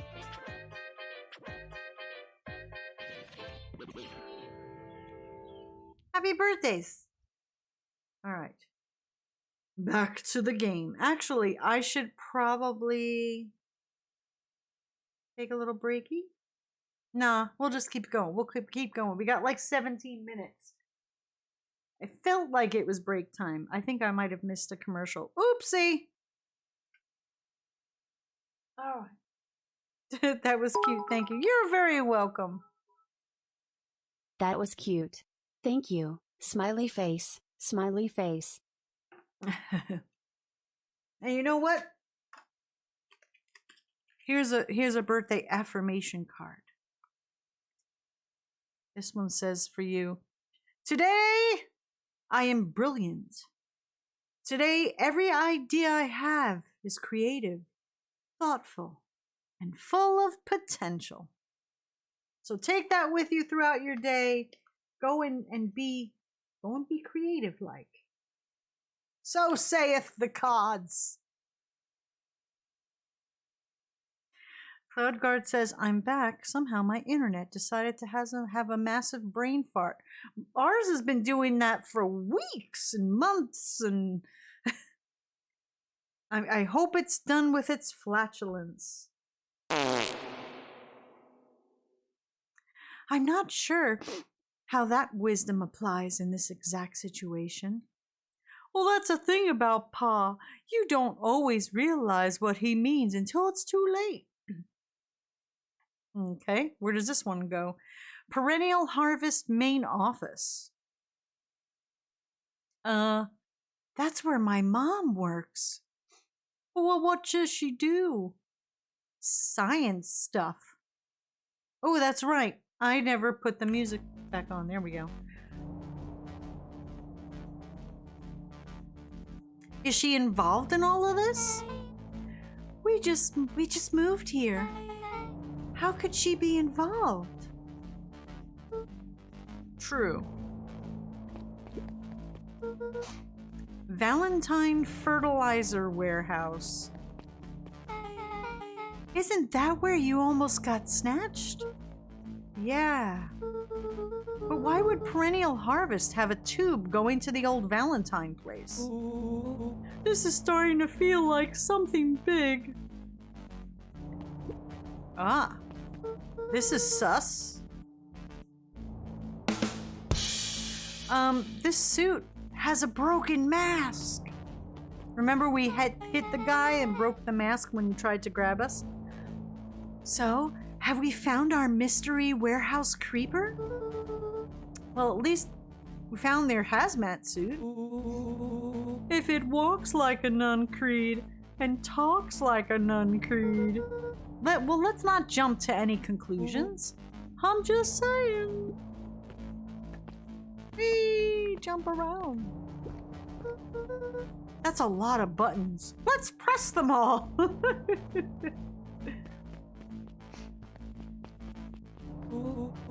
Stand aside, Earth. Ah! Thank you, Jimmy vs. Timmy. That was great timing. Stand aside. I see your fart and I raise you a burp. Thank you.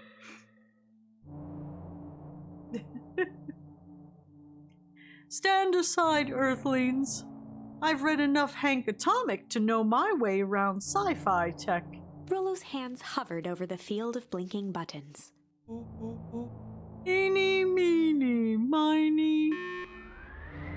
Uh-oh. Rollo, what did you do?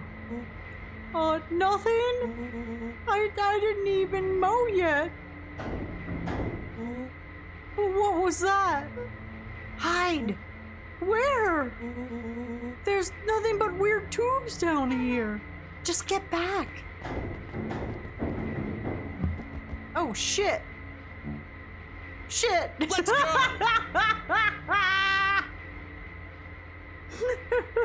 Shadav! Hello, thank you for the raid. Hold on. It's a raid. To arms. Grab a spoon or a pencil. A spork. Stranger danger.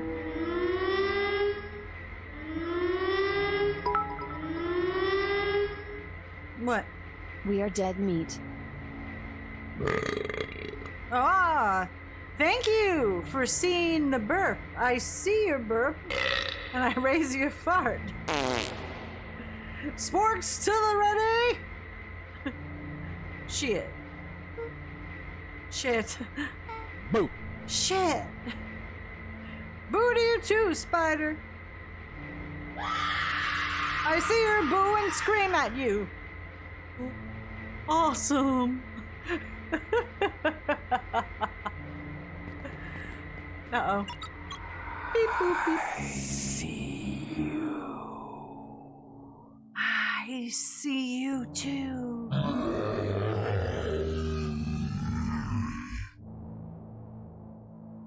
You all need to come with me now. We weren't going anywhere with you. Not until we get some answers. Mr. Underground Secrets. I told them it was an absurd password. But they love anything that makes them feel clever. They who? No matter. If I can keep you hidden until after the festival, I might be able to save your skins. We don't care about our skins. Hold on now. I like my skin. This all stops now, Nun Creed. Joseph waited for a moment in silence.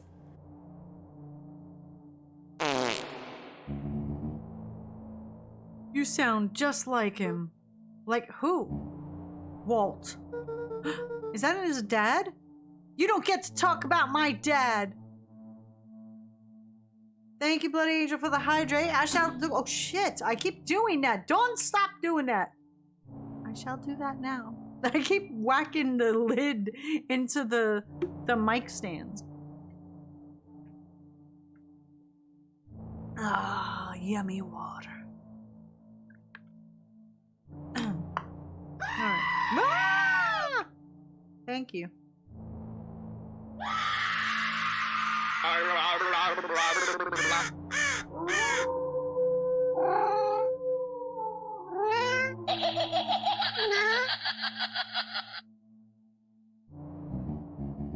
You know, your father and I were friends back before. He gestured toward the strange tubes.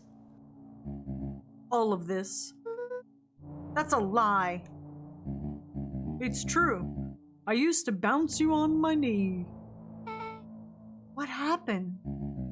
Same thing that always happens. Reality, complications, life. We were a team, Walt and I. An idealistic doctor and bright-eyed pharmacist. Both hell-bent on helping folks. So you were his sidekick? No. We were partners. He helped the patients and I helped him. Yep, total sidekick. Nuncreed let out a growl of a sigh.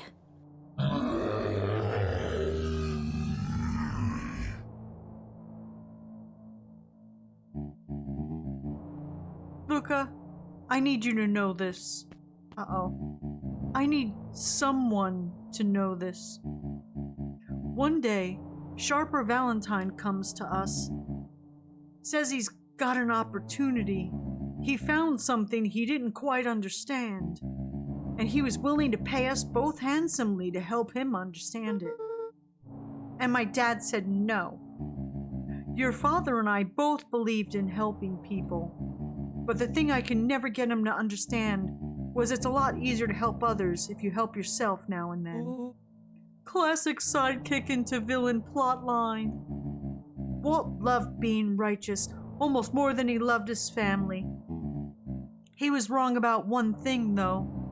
When he begged me not to take Valentine's offer, he said, "Joseph, if a person says yes one time to Sharper Valentine, he'll make sure they keep on saying yes to him until the day he's dead and gone." He shook his head wistfully. Sharper's long gone, but he's still got me saying yes. Is there a point to this sob story? Not really, no. Just an old man trying to delay what needs doing. Oh shit. Nuncreed took a menacing step towards the children. Uh-oh. I tried to keep you safe. Thank you for your support. What's that?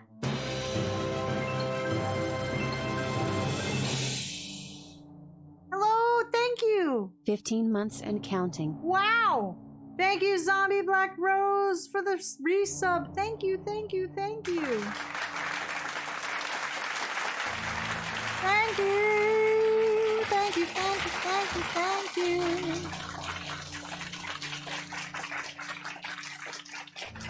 Nuncreed, I thought Dawn was going to say numbnuts. Hey, you numbnuts.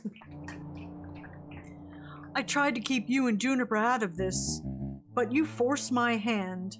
Luca began to laugh. What? You really don't know. My Gran isn't out of this. She's been scheming right under your nose. Juniper? Seems like she's planning on crashing the town's party. She's going to disrupt the festival? Why would she? The color drained from Nuncreed's face. How does she know? Apparently, she knows a lot of things. What? Let's just say this isn't the only underground lair we've busted into today. And honestly, hers is way cooler. She's got maps and explosives and bad intentions, big man. Nuncreed grabbed Luca by the shoulders. His eyes were frantic.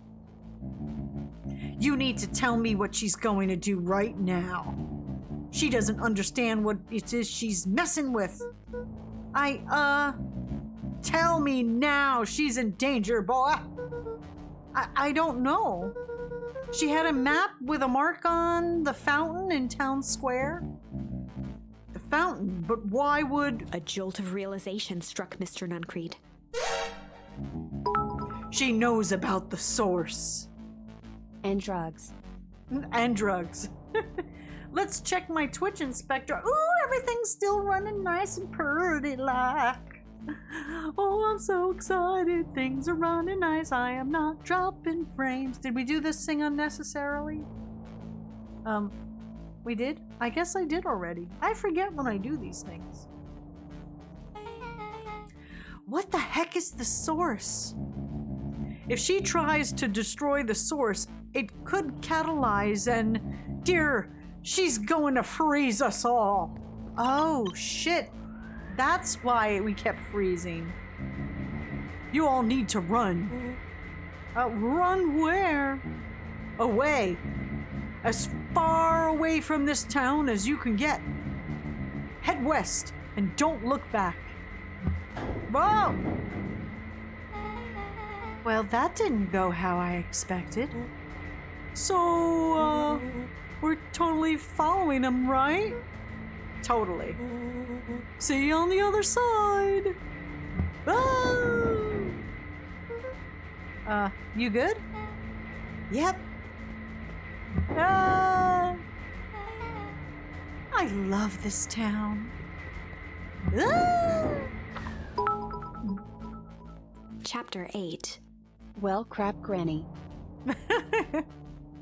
The cold, hard truth.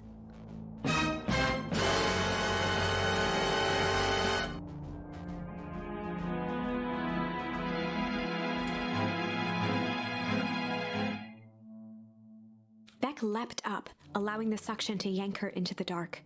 Dimness eclipsed around her like the shutter of a camera as she seemed to cover great distance in mere moments. I want one of those. Her only points of reference were glints of upcoming turns, which approached with frightening speed, only to carom her gracefully along. She heard the tinny, distant echoes of Rollo's glee. Once she stopped fighting against it, the ride was impossibly smooth. Then, all of a sudden, as if minutes had passed in an instant, light blazed into view. A burst of wintry air snuffed across her face, and she was flung out into the cold.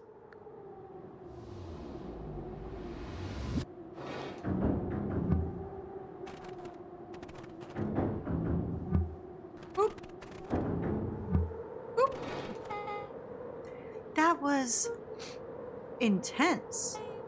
Yeah. I think I might have parted with some fluids in there. Any idea where we are? This is somewhere cold. Doesn't look like it got on any of us. It didn't feel like we traveled that far. Oh shit, the cold thing happened while they were in the tube. So where did it all go? This place sucks. Why would anyone even want to blow something up out here? Only one way to find out, I suppose. We gotta catch up with Nuncreed. I think he went this way. Doo-doo, boo-ba-doo-doo-doo-doo. They don't realize they're... I mean, okay, when my area is covered in snow, I still recognize it as my area. Do they not see it's their town?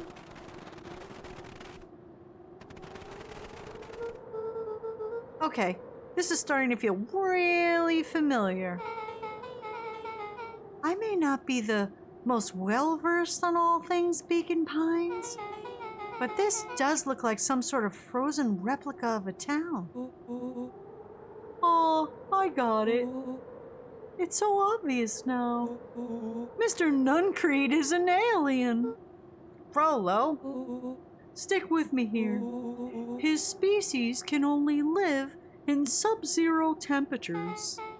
Oh boy, here we go. The source is their base camp dimension, so naturally they keep it cold. We found it by traveling through those metallic wormholes back there. The final objective, kill us all and shapeshift into a Beacon Pines citizen of their choosing. You never really had me, but you very much lost me there. You get used to it. We should keep moving. I love the sound of the crunching snow. I'm enjoying that very much. I'm just making sure we didn't miss anything that we could have seen. Oh gosh. As they rounded the corner to the frozen town square, they spotted Mr. Nuncreed inching cautiously toward a pit at its center. Have we had a mouse peeking yet? I don't know. I think I've been pretty good. He held his arms out gingerly, as if approaching a beast in the wild. Upon closing the distance, Luca recognized what Nuncreed was after. Gran stood confidently at the edge. One nearby, a wheelbarrow had been emptied out. Oh shit, I hit the button too quickly. What did it say? Something about an abyss? She held a lit torch, which flickered in the bitter wind.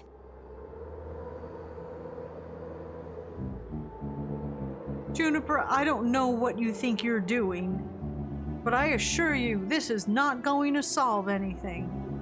If you drop that, you've doomed this whole town.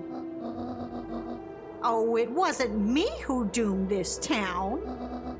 I've been watching you, Joseph. I know what you've done. You and your co-conspirators. Gran? What's happening? Luca, you and your friends need to leave right this moment. Mr. Nuncreed turned back toward the kids, desperation in his eyes. Listen to your grandma, Luca. This is between me and Juniper. Rollo and Beck held steadfast in awe. Luca approached closer. Mr. Nuncreed spun back toward Gran, his voice growing louder. You've got it all wrong, Juniper. Just hand over that torch. You don't understand what you're doing. How could I possibly trust you in the right thing? Walt told me everything. He trusted you and you betrayed that trust. Luca, did you know that this man's entire life is a lie? If it weren't for him, your father might still be alive. Mr. Nuncreed winced with anguish. Oh, damn. His voice hardened. That's not true. They both now yelled, not to each other, but at fate itself. Making their peace with long-held burdens. The wind howled with encouragement. Walt was like a brother to me. We just had different ideas about how to effect change. Very convenient that your way just happened to line your pockets.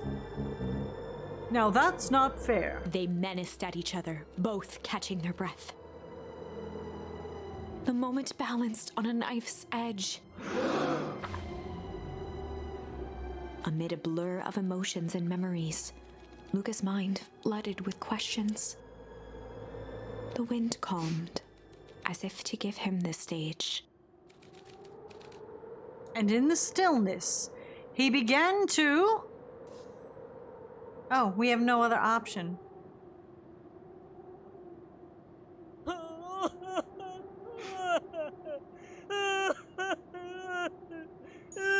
And in the stillness, he began to weep. It was all just too much. Falling to his knees, Luca whimpered softly. The tears crystallized as they hit the snow. Gran stared at Luca for a moment with warm sympathy, remembering why this was all necessary. This'll all make sense soon, Luca.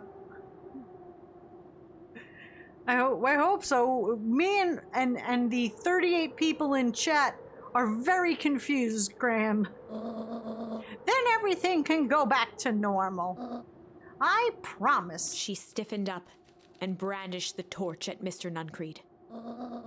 You can't hide behind those people any longer, Joseph. Once their precious source is destroyed, we'll see where their loyalties fall.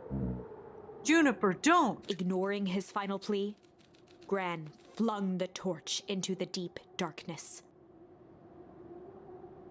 Geronimo! She smiled and exhaled in relief. Mr. Nuncreed moaned in resignation.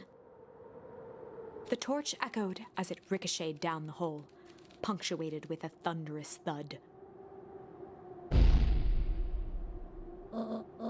You see, Joseph, I learned one very important lesson in life.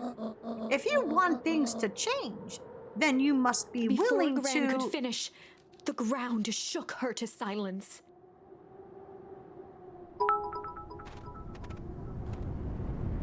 Are we fucked? There's your answer. Gran only had time to spin around and run to Luca. Her attempt to shield him, an honorable but trifling act. Unflinching love, pitted against an unthinking horror. There was no contest. Her warm embrace froze in an instant. That is where they remain, fixed in place, forever. The end. And so, our story ends on this melancholy scene. In a town brought low by its secrets, sits the frozen statues of a misguided band of meddlers. The end. Well, that was dire. On the bright side, we finally figured out where all the ice is coming from. Okay, now explain the Scrama. We are waiting. Yeah, right? Now, we just need to find a way to deal with a mystic, unfathomable force of nature.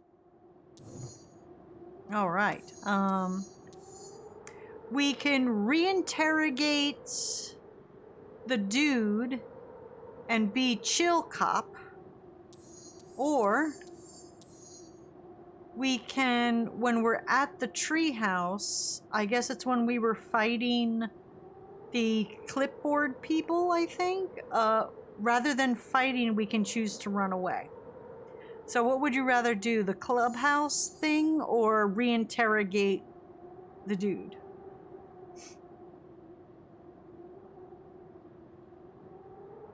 Might as well finish out the chill cop. All right. The interrogation. We have 2 for the interrogation, 1 for the clubhouse. Interrogation. Oh shit, I see I missed the ad. Son of a pooper head. Everybody was kung fu fighting. Boom-a-da-ba-dum-bum-bum-bum.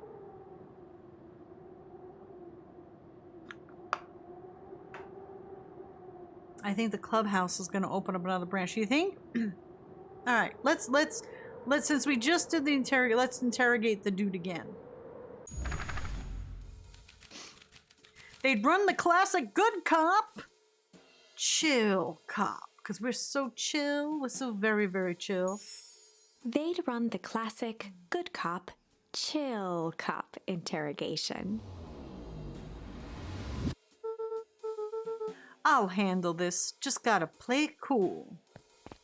Luca walked calmly to the light switch, flicking it off and on a few times. Flickety flick, flick, flick, flick. Mr. Tolliver shook his head, gathering his wits.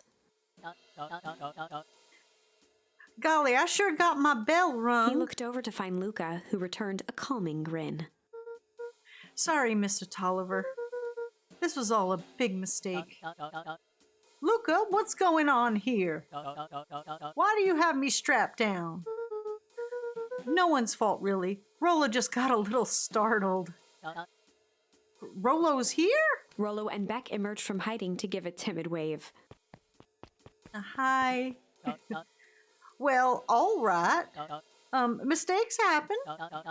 You kids have all here Hiram a good scare. Let's just get me out of these ropes and we'll call it even. Luca glanced over to Rollo and Beck, who replied with skeptical looks. Mr. Tolliver, why are you in my grand's basement? Oh, I'm here to help, of course.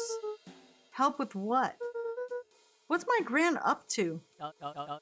If you'll just cut me loose, I can show you. How do I know we can trust you? Mr. Tolliver exhaled with disappointment. Luca, have I ever done wrong by you? No? And since your gran moved to town, haven't I been nothing but welcoming? Yeah? So why would I turn my back on your family now? It's just, all this stuff seems pretty weird. A board with names of people from the town, an archive of my dad's old, disturbing patient notes. Luca gestured to the corner. Barrels of explosives. Well, I can explain everything. You just need to untie me. You kids deserve an explanation. Luca looked again to Rollo and Beck. This time they shrugged. Yeah. Luca began to slowly loosen the bindings. Oh, I think this is all sorts of nope and bad. Mr. Tolliver gently rubbed his wrists. Well, that's a good lad. This'll all make sense in He time. edged imperceptibly toward the stairs as he spoke. You see, this town has secrets, Luca. A very dark past indeed. Before the kids had even noticed his movement, Mr. Tolliver was at the light switch. A past that must be brought to He punctuated his final words by flicking the switch and rushing up the stairs. light. Son of a bitch. Oh, again. Oh gosh, Rollo's my soulmate. Son of a. Beck darted to the wall and turned back on the lights.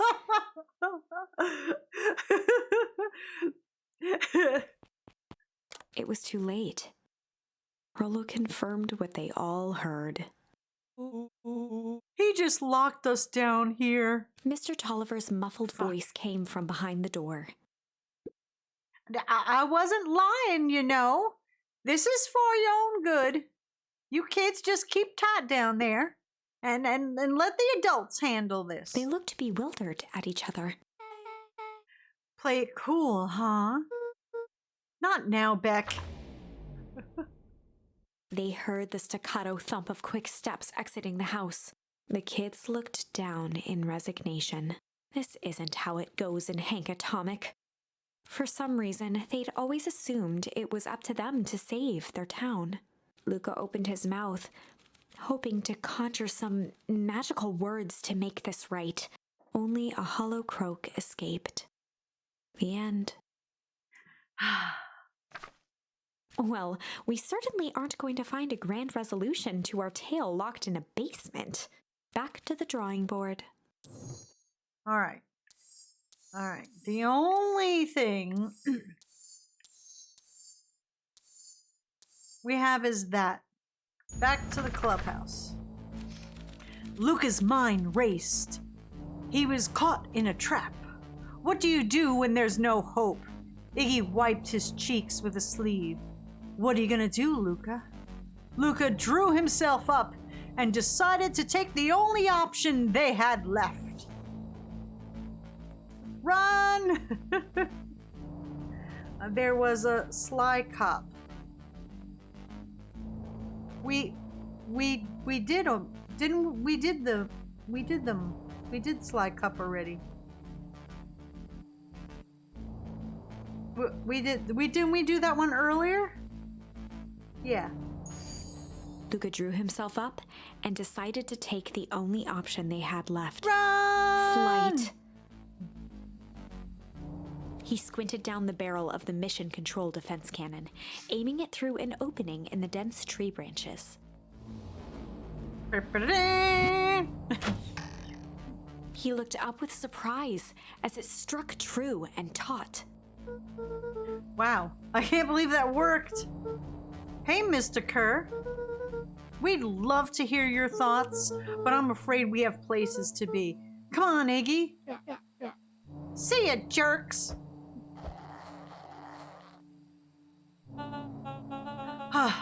Fine. We know where that leads them. This way. We'll take the tunnels. Luca and Iggy winced as they sprinted through the thicket. The branches clawed at them, reluctant to give passage.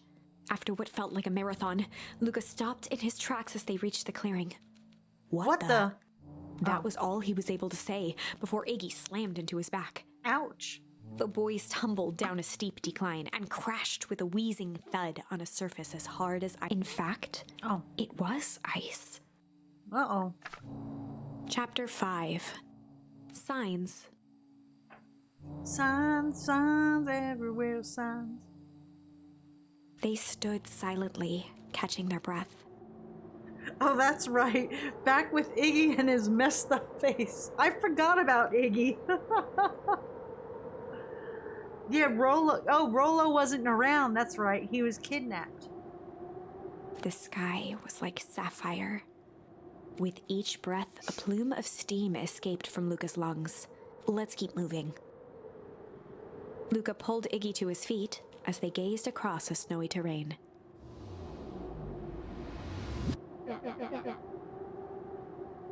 That was actually pretty badass. Uh-huh. I think we lost them. Are we up in the mountains? I don't think so. If anything, we went downhill. Then what's up with the Winter Wonderland? I don't know. There's no going back the way we came. Let's see if we can get our bearings. Follow me.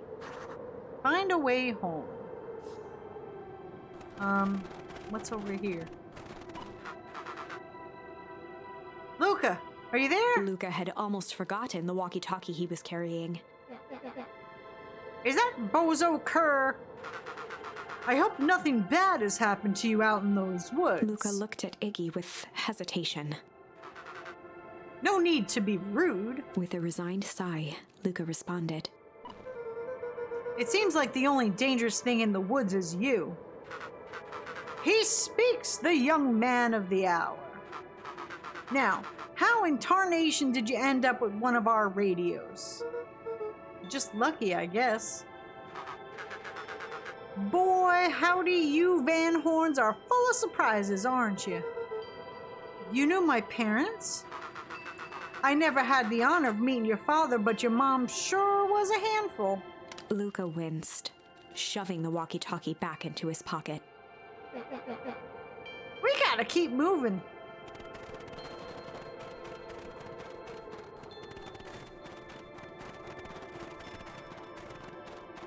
Okay, there is nothing this way.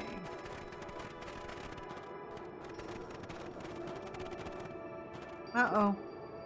What's the readout? Sitting just above 257 Kelvin. That's down a bit from last time.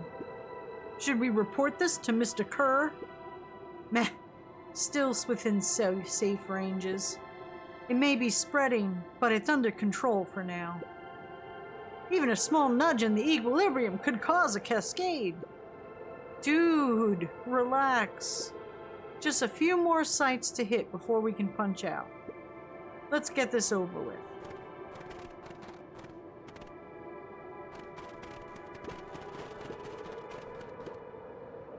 What's all this? Hard to say with all this snow. I think it's a town sign. I can almost make out the letters under there. What town could this even be? There couldn't be another town this deep in Weep Wood. I'm looking at evidence to the contrary. Let's figure out what we're dealing with here. Step 1. Snow's gotta go. I'll see what I can do.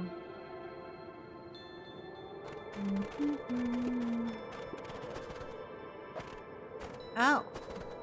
So we're gonna pick up the snow and... Oh, there we go. Welcome to Beacon The boys Pines. stared in disbelief at the sign that now clearly read, "Welcome to Beacon Pines." This doesn't make any sense. We're in Beacon Pines? How is that possible? We ran away from town. How did we get back here? I guess we got turned around. Where did all this snow come from? Well, it's been colder than normal lately. There's a pretty big difference between sweater weather and this Arctic hellscape.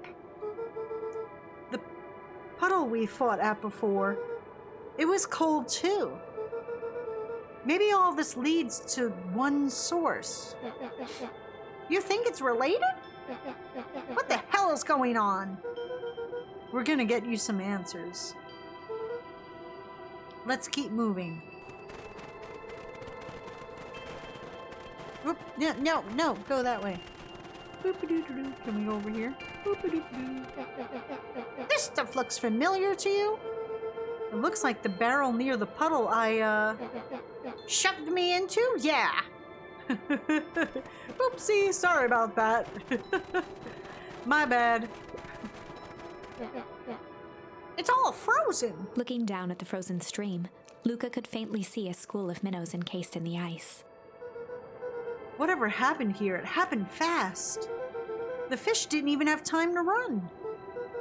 Or, you know, swim run.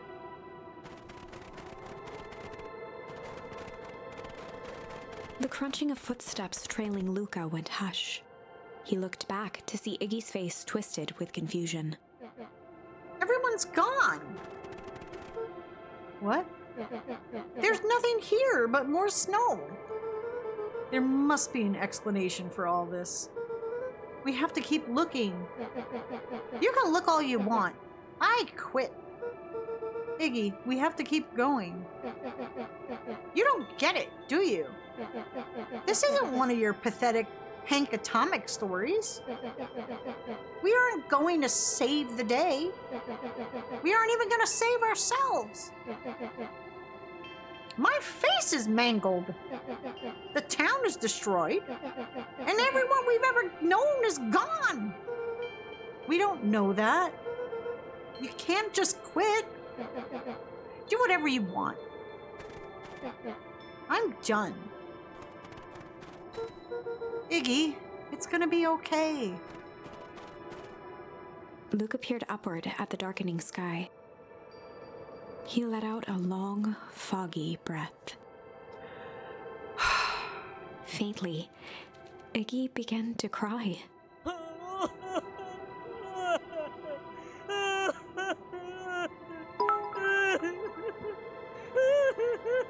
Okay, leave him behind.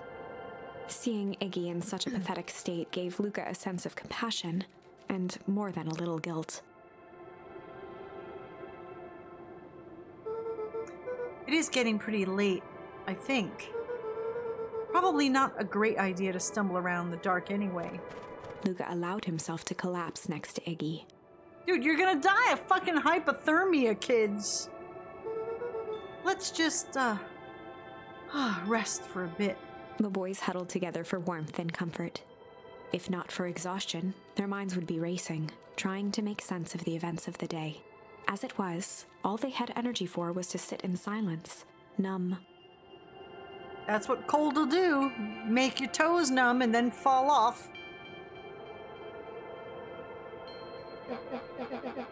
The way the snow covered everything over, it's kind of calming. Yeah. That's the hypothermia setting in. It's acceptance. I haven't had time to say it, but thanks. Huh? For getting us away from those creeps. I sorta froze up back there. Iggy, I should be the one apologizing. This all happened because I lost my temper. Nah, that's bull hockey. First of all, you didn't know what that gunk would do. You didn't, right? Of course not.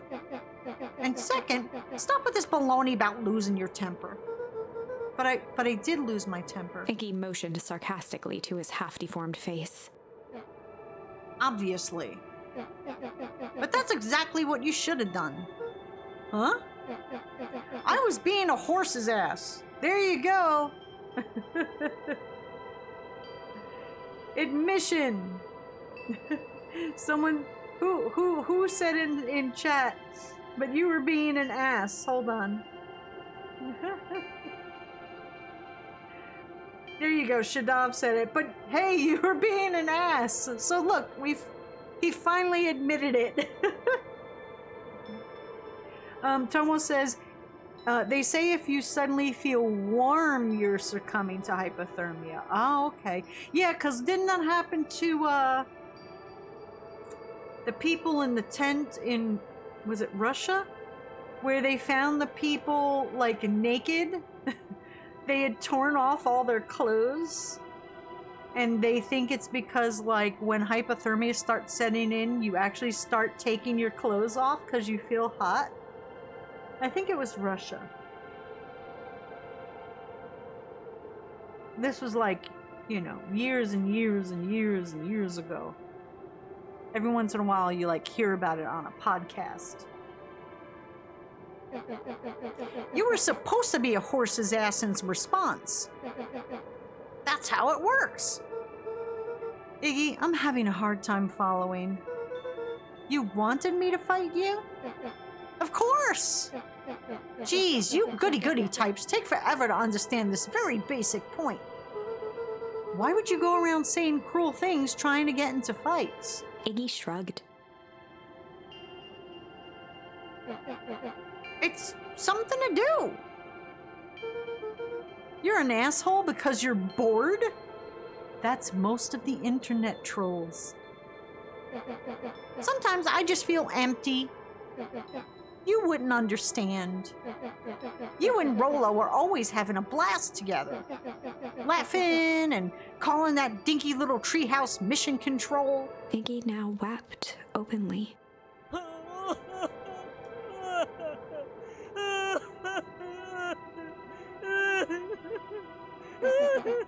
Perfect little Luca Van Horn. With his perfect little life. My life isn't perfect. My dad is dead and my mom is missing. Yeah, that's perfect, huh?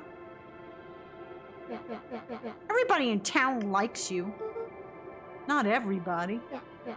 Hell, that new girl hasn't even unpacked yet, and even she already likes you.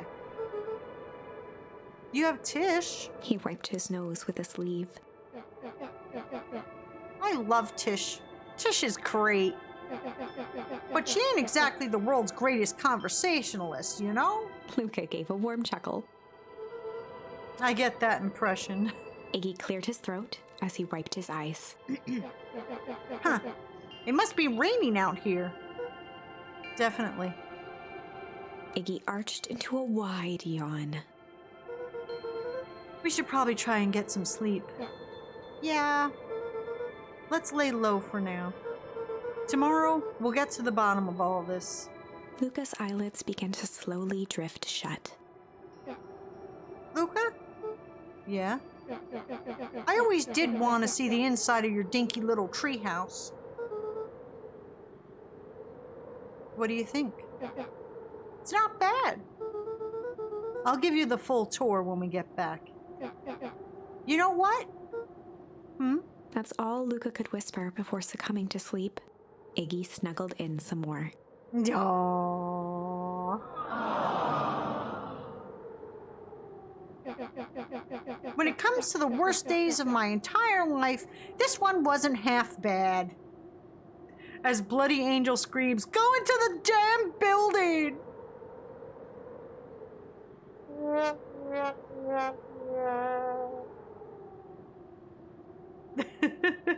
The window's right The there's house smelled of warm broken. bread. Ooh, bread? Ah. Luca was playing with toy blocks on the living room rug. He looked up to see his parents on the couch. His mother held his father's head in her lap. She idly stroked his hair while humming a song. Do-do-do-do-do. A voice behind Luca spoke. "This is how you remember them, huh?" Luca turned to see his own face. The doppelganger from his dreams, still clad in a yellow hazmat suit, still carrying a look of disdain behind empty eyes. Aww, look at this perfectly cozy scene. You know it wasn't really like this. The figure picked up a toy block and inspected it. It's amazing the facades that one can build given the right materials. Not that I blame us. These are a child's memories. You don't remember, do you? Luca snatched the block from the figure's yellow-gloved hand. Remember what? The doppelganger pointed to the couch. The last day we saw him alive. The day he chose to abandon us. Luca turned to look at his father, still lounging on the couch. That's not true. He didn't abandon us. The doppelganger waved his hand dismissively. Everything is true here. It's just a matter of what we choose to see. Let me show you. The world flickered and pulsed. Luca was sitting next to his bed, listening to his heartbeat with one of his dad's stethoscopes. The doppelganger limped into the room. Now, we both know that's not how this went. He grabbed Luca's hand and guided the stethoscope to the floor. Luca heard muffled shouting, brought close by the stethoscope. It was his parents, fighting. Do you remember what we did next? Luca gave a slow nod and crept down the hall to peek through the banister. He could see the outline of his mother at the bottom of the stairs. Damn it, Walt, we can't afford to get involved in this. She was scared. His father stepped forward. What am I supposed to do? Just watch? There's a sickness in this town, and we both know who's behind it. I swore an oath to help people. I won't turn my back on them. Luca's mother grabbed Walt. She was crying, pleading. I can't lose you. Walt calmly removed Eleanor's hand from his shoulder. What's right is right, and what's wrong is wrong. I could never live with myself if I let Sharper get away with this. Eleanor raised her voice. Spare me your bullshit platitudes. Ooh. What about our son? Luca flinched, dropping the stethoscope down the stairs. Walt turned with a panicked smile. Luca, is that you, buddy? With tears in his eyes, Luca descended the stairs. Mom? Dad? What's going on? Walt dropped to a knee to meet Luca eye to eye. Nothing, buckaroo. Your mom and I just got a little overexcited, is all. Luca placed the stethoscope against his father's chest. His heart was racing. It sounded like you were going somewhere? Walt gently removed the device from Luca's ears. Listen to me, Luca. I have some business to take care of. I'll be back in time to tuck you in. Luca hugged his father tightly. Promise? Walt stood up and walked to the door. He glanced over his shoulder. I promise. With a wink and a grin, he put on his hat and strode out into the evening sun. A figure approached soundlessly from the foggy snowfall. Not curved. I think they're just dreaming.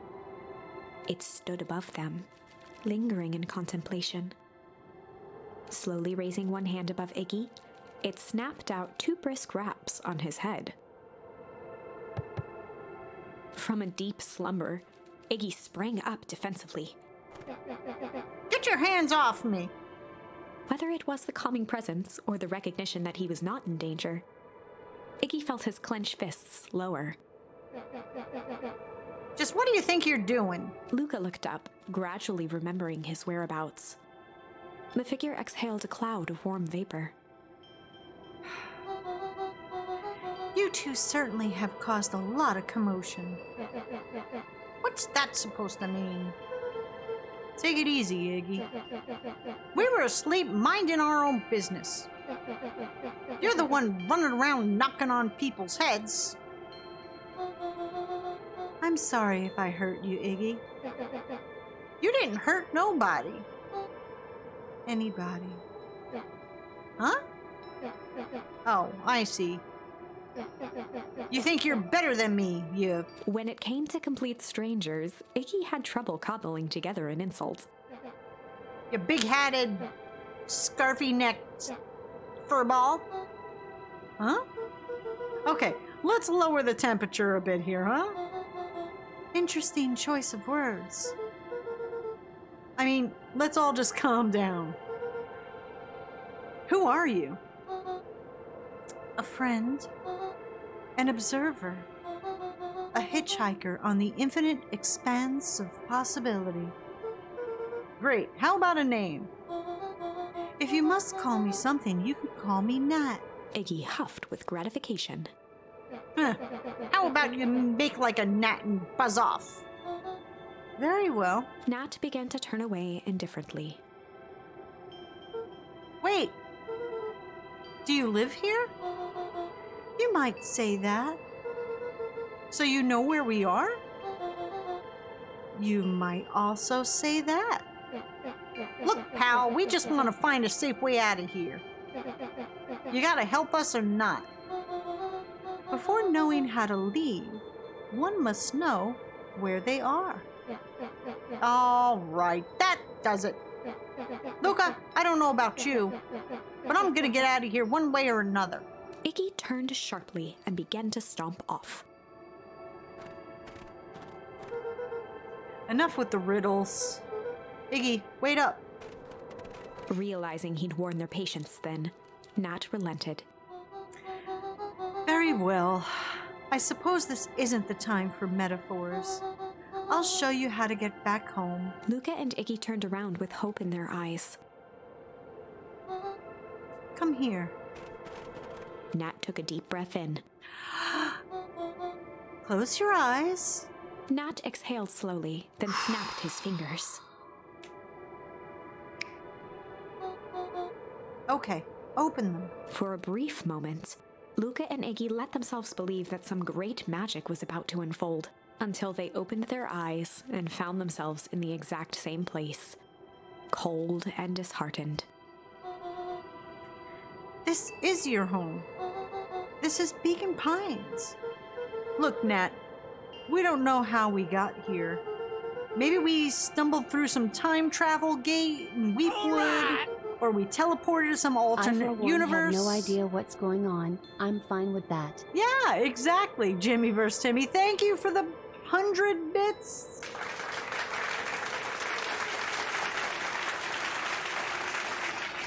Maybe it's all Timey-wimey. Maybe the phone booth really is a TARDIS. Where's the doctor? Ooh-wee, ooh, ooh-wee, ooh. Or this is all just some cruel experiment by Kerr and his goons. But this is not our home. You're inching closer to the truth. Alas, the reality is much less fanciful. Just give it to us straight. So be it. As I said, this is Beacon Pines. The original, true Beacon Pines.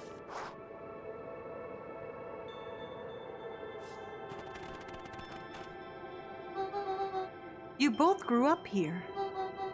But the town you've called your home for the past several years is a replica. A remarkable achievement of engineering, to be fair, but a replica nonetheless. That's impossible. It's too much work.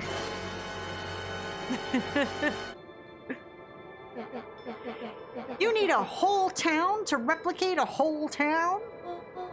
Indeed, to pull off such a feat would require immense labor power. That which could be moved would be moved. That which could not would require a precise duplicate. We would have noticed. Someone would have noticed. You think so? Unless the auditing was impeccable. A mind-numbing attention to detail. As for the innumerable trivialities which complete the tapestry, well, you can leave that to this miraculous thing we call a brain. It has a real aversion to discontinuity, a revulsion even. The brain has a wonderful way of smoothing out the rough edges, keeping us sane. Luca and Iggy looked around uncomfortably. So you're saying that someone made an entire town and moved us all and no one noticed? Precisely. But why? Why? Why is the question that can never be answered with certainty. The best one can do is uncover. Nat narrowed his eyes, furrowed his brow, and uttered, Sir, the source. Why'd you say the source like that? Why, indeed. Luca began to laugh uncomfortably. This is all so ridiculous. Come on now. There's no way they He could... looked down at his feet. His eyes started back and forth in contemplation. With a sudden pain, a thought struck him. This really is home. He sprinted off into the pale distance. As Iggy turned to follow, Nat called out, Iggy, it's not too late to turn back. Simply head west through Weep Wood.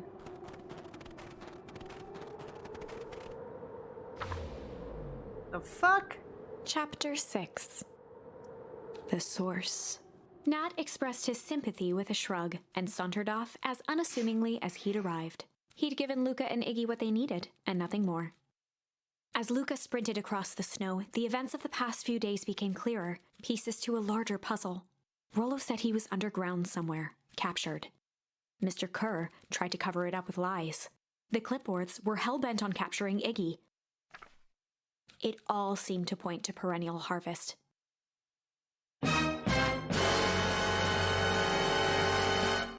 But right now, there was one thing that Luca needed to know. What was that? Luca stopped dead in his tracks. The tree was gone, uprooted and moved, leaving a raw gash in the earth. He dropped to his knees and dug wildly at the cold snow. Papa His Grave? numb hands hit something hard. A headstone. Papa Grave. A dry whisper escaped Luca's lips. You're here. All this time, I thought I was visiting you. But you've been here alone in the snow. Dad, I'm so sorry. They ruined your favorite spot in the world. Our favorite spot in the world. Dad, what do I do? There was no reply, just snow-covered silence. Why'd you give me the slip like that? What if I couldn't find you, you jerk? Iggy finally noticed the tears welling in Luca's eyes and the snow-covered grave. Oh. Iggy, they stole his tree, Iggy. Yikes. Suddenly, they heard the crunch of approaching footsteps in the snow. We gotta hide.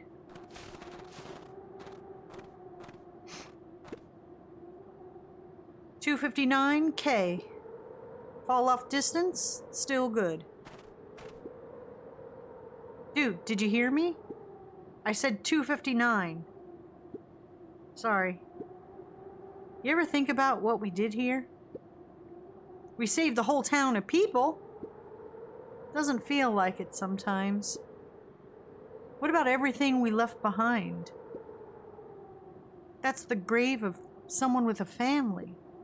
The people who love them will never know the truth. The truth is overrated. He bent down to scoop up a snowball and lobbed it playfully.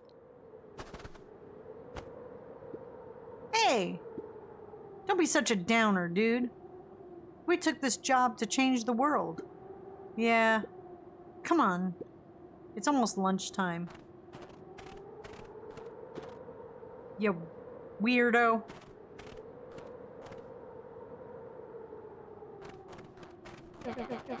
Here I thought I was a jerk. These dinguses are out here literally dancing on graves. Luca stuttered through heaving sobs. I thought I was visiting him. I thought he was with me. Not gonna lie, that's a bad break. Here's some advice. Iggy gave Luca a solid smack on the back of his head. Hey! Who's any of this helping? What? Sitting here in the snow crying like some pushover. Who are you helping? Iggy, look what they did. They lied to everyone. Blah, blah, blah. Luca Van Horn, you're a lot of things, but you ain't no pushover. What did I tell you before? When some jerk comes at you acting like a horse's ass, I should stand up for myself. Hell yeah! Kerr and his merry little band of clipboards pulled off this switcheroo for a reason, right? Nat mentioned something about a source. Luca wiped his eyes with a sleeve. Whatever's at the source must be awfully valuable to Perennial Harvest. Sure would be a shame if something unfortunate were to happen to their precious source, wouldn't it? Well, what did you have in mind? If it's small enough to steal, we can snatch it. If it's too big to snatch, we can smash it. And what if it's too big to smash? Iggy flashed a mischievous smile and cracked his knuckles. I'm always up for a challenge. I'm gonna make this right, Dad, I promise. Let's do this. Locate the source. I feel like we should play the Rocky tune now, like bum ba-da-dum ba-da-dum ba-da-dum ba-da-dum ba-da-dum ba-da-dum. Uh-oh. It can get awful cold out there in those woods, Luca. Probably best you two stay put and conserve your energy. Help's on the way. Where's Rolo? Where's my mom? Did you kill her? Oh, heavens no. Do I seem like a killer to you? Iggy and Luca shared a skeptical look. Well, do I? Aw, shucks. Now that hurts my feelings. Screw that guy.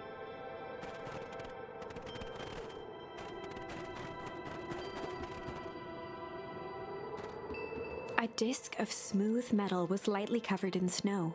2 faint seams were visible along the surface.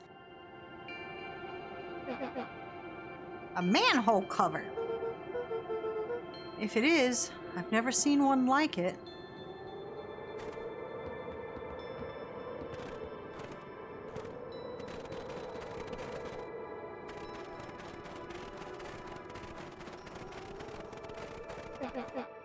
Wait a minute.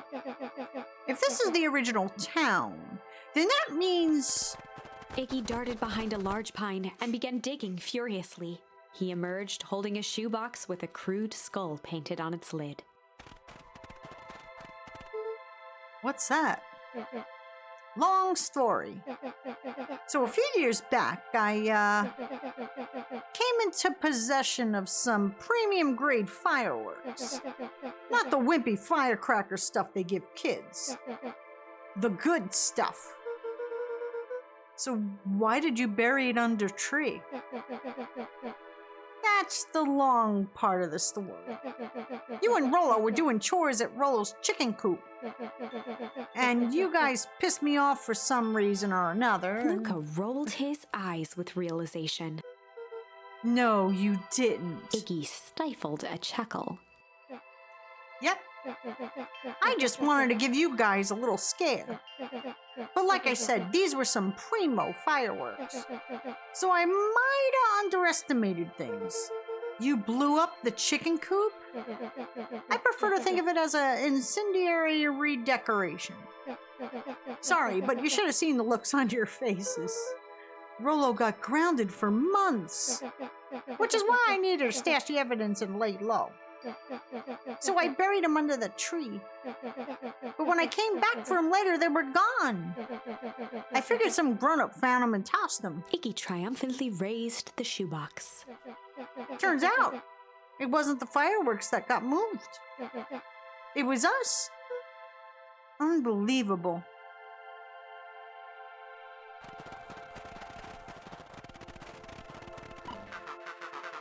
Do you think this is a game? Newsflash, boyo. You're not a hero. You're a little brat who is in way over his head. A hero is just someone who refuses to give up. Comics these days are rotten children's brains. Everyone thinks they're a spaceman's superhero.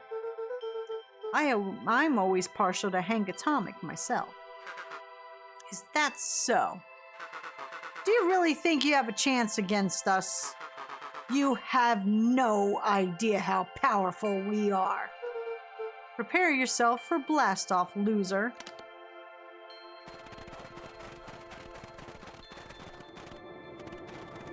Uh-oh.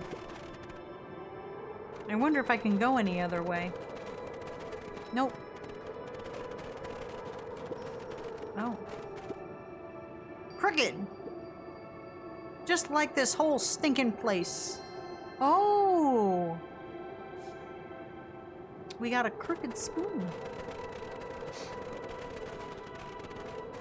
Okay, can't go up there.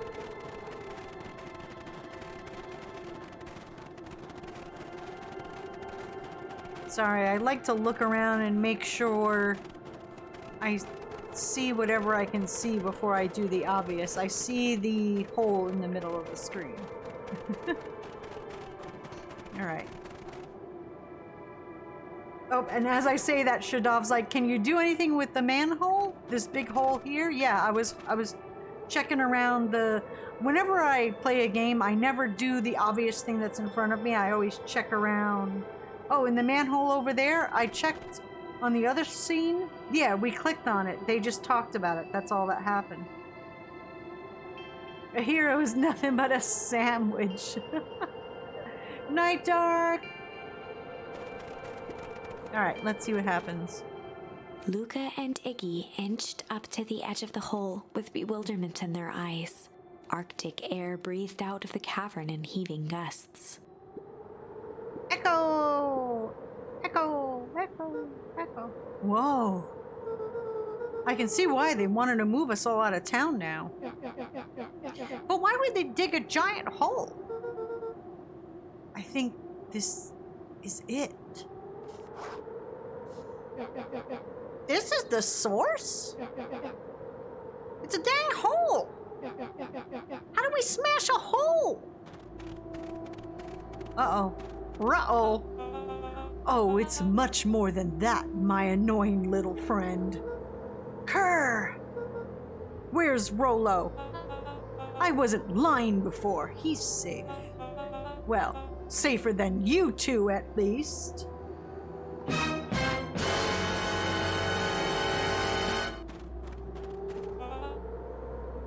Drats, it's cold. You just had to drag me all the way out here, didn't you? Mr. Kerr gazed down the abyss in contemplation. It really is something, isn't it? What did you do to our town? What is all this? Well, that's a doozy of a question. This is the source, where they collect the unrefined, Kerr scratched the back of his head. Honestly, boys, I don't understand any of this well enough to explain it. Fact of the matter is, I'm not paid to know. What do you mean you don't know? Ain't you in charge? Oh, heavens no. My role is merely to flash a winning smile and manage various complications. Complications like... You're a smart boy. His face contorted into a saccharine grin. It really is nothing personal. Some people are destined to strive for greatness, and others are simply obstacles along the way. Seems like you were destined to be a creepy lackey. The point is that we all play our part in life. Mine just happened to be a lead in the role of a lifetime. And you happen to be extras ready for your curtain call. These boys are going to learn what happens when you mess with the, wrong hole. We aren't giving up without a fight. Your smile's not gonna be so winning after we're done with you. Now, boys, there's no need for melodrama. It makes even a professional such as myself embarrassed for you. Let's change the mood a bit. Kerr snapped his fingers. Scene change. Uh-oh. There, that's better. Deal with them. Iggy turned to Luca with a shit. sly glance. Why are you smirking? Oh, because I have a box full of fireworks and you don't. Iggy waved the box into the air, threatening to drop it down the hole. Stop. Let's not do something regrettable. Joke's on you. Regret is one of my specialties. Out of curiosity, what would happen if I threw these into your precious hole? Nothing. Nothing at all. You're a terrible liar. I'll have you know that I'm an exceptional liar. That's far enough. Iggy plucked a single bottle rocket from the box and held it up with reverence. Stop, you fool! Call off your goons. He's sweating. After a long pause, Mr. Kerr flung up his hand with frustration. Very well. You all can head back for the night. It's been a long day. I'll handle these two from here. Mr. Kerr sighed into the frigid air. It's just us now, Iggy. You can put that down. What, like this? With a nonchalant flick, Iggy tossed the firework into the hole. I'm starting to really like Iggy. Hold on, I'm trying to get my little foot thingy underneath the desk fixed. Just a moment. Oh shit. Geronimo! Ooh. Whoa. With a growl, Kerr leapt at Iggy, crashing through Luca. Oh shit. Whoa! Iggy tried to twist away, but in the struggle they both tumbled over the side. What? Luca dove forward, bracing Iggy's hand just before it slipped. His grip was made precarious by the cold, wet snow. He could see Kerr further down, clinging to Iggy's coat. You reckless child, what have you done? Luca, listen to me. Hold on tight and use the walkie-talkie to call them back. How, what channel do I use? It doesn't make a damn difference, they're always listening. If you do that, the clipboards will just haul us up and snag us both. The only way to get out of this is if Kerr's out of the picture. Just let go and save yourself. If he lets go, we both die. I don't want to die, but seeing the look on your face almost makes it worth it. Mr. Kerr, you've had a long life. Why don't you actually do something selfless and just let go? Mr. Kerr gasped with insult. Long life? I'll have you know, I can still play 25.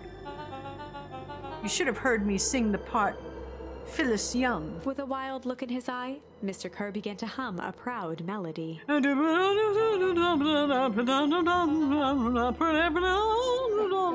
Wow, can you believe this guy? Luca's hand began to cramp. His voice began to crack.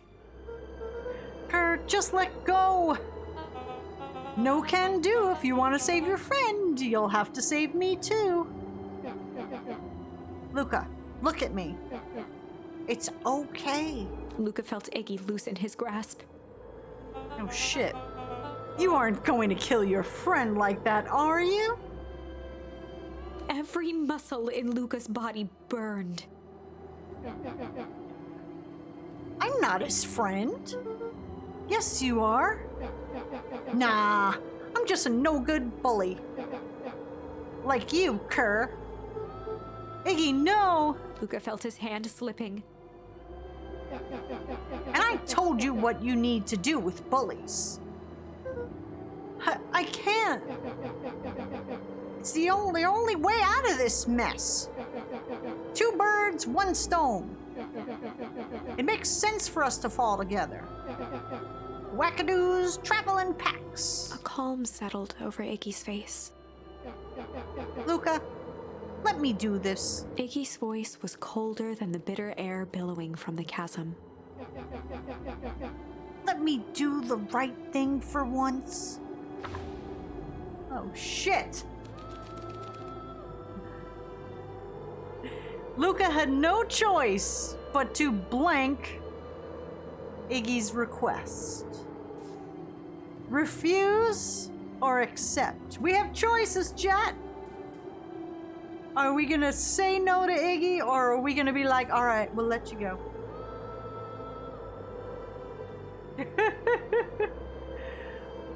What say you? Refuse, accept? I will do what chat says. In the meantime, thank you, Blue Moon, for the stretch. Thank you, Afrofin, for the hydrate. Thank you, Bloody Angel, for the hydrate. I will hydrate now.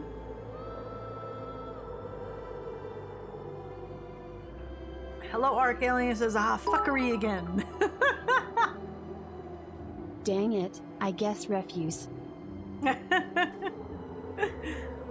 Oh, look, I'm looking at the Twitch Inspector, and everything looks freaking phenomenally beautiful. All right, there's shoot, an ad just started. I'm gonna wait, because I think, yeah, I'm waiting. I see the ad. I'm gonna wait. Don't worry, you won't miss anything. It is easier to choose when they stay jerks. Yeah, there's that redemption, that last minute redemption. All right, We'll be right back. And, yeah, we'll be right back.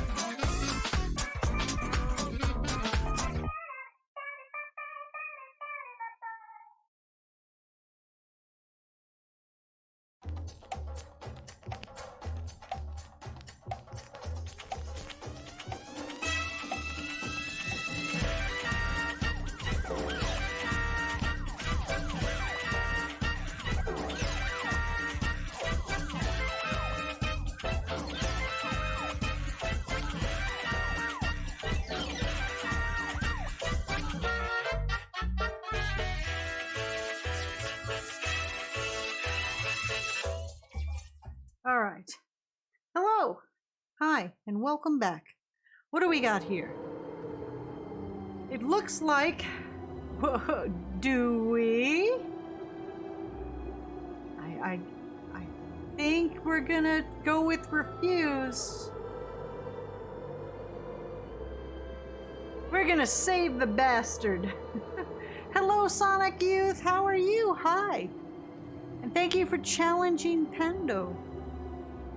Much appreciation. Much appreciation. I'm just checking the Twitch Inspector. We're still running good. Oh, happy day. Oh, happy day. All right.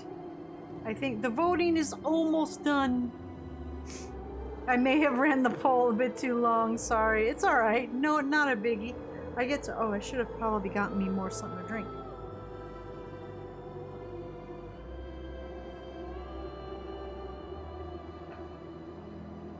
All right. Uh-oh. 9 refuse, 2 accept. Time is running out. The voting's almost over.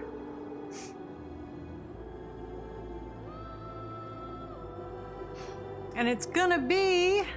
Refuse has won with 10 votes. Accept got 2 votes. All right, chat.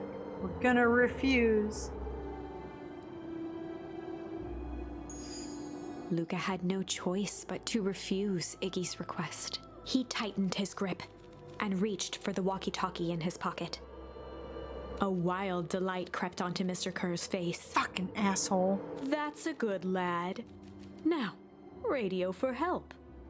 Iggy begged Luca with his eyes one last time, but Luca pressed the button and called out. We need help. Mr. Kerr is in danger. It wasn't long before they were once again surrounded by clipboards.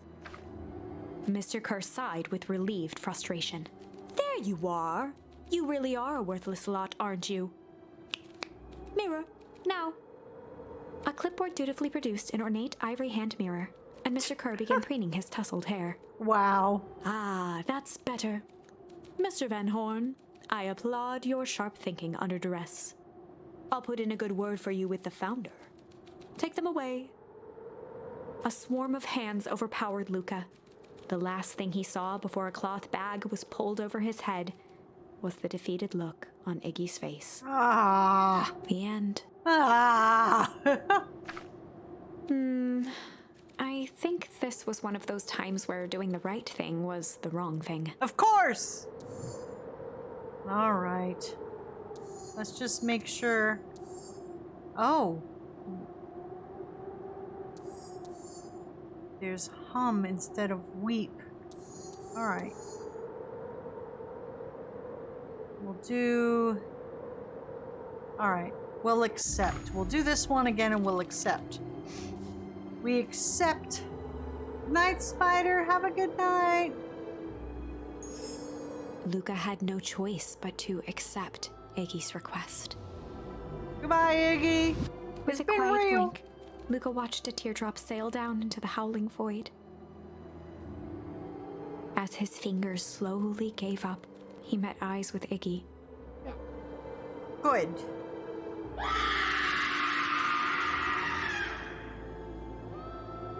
The two silhouettes were swallowed by darkness.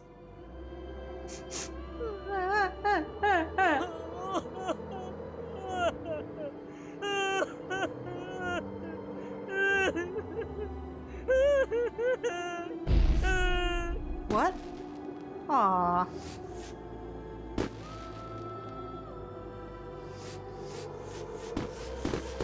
Aww.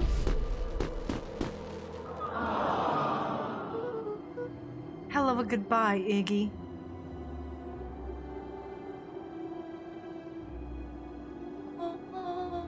Luca, you should really step back. What? Quickly.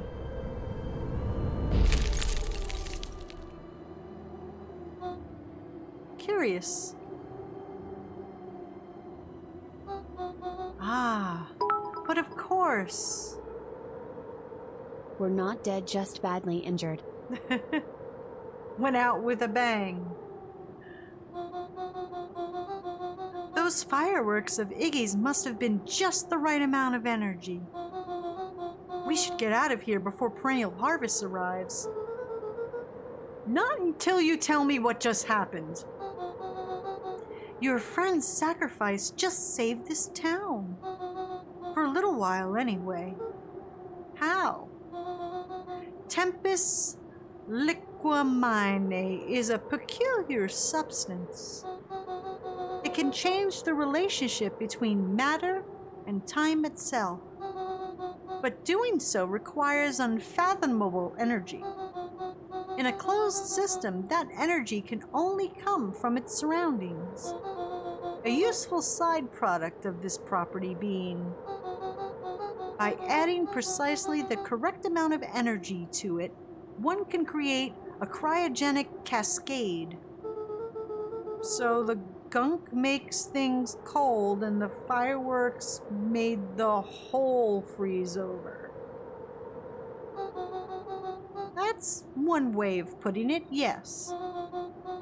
As dumb luck would have it, the fireworks weren't strong enough to generate a runaway reaction. I shudder to think what would have happened in that case. We have some idea what that would look like. It will take them it will take them a good while to safely break through and access the source again. If you know all this stuff, why haven't you been helping? I have been in my own way. Each of us has our role to play. Iggy's role, it turns out, was to buy us precious time. Mine has been to observe and wait. Wait for what? You. Me? Why? What's my role? A fierce twinkle flashed in Nat's eyes. Luca Van Horn, you are going to save the world. Save the cheerleader, save the world. Sorry, it was there. With a chuckle, Nat turned and walked west.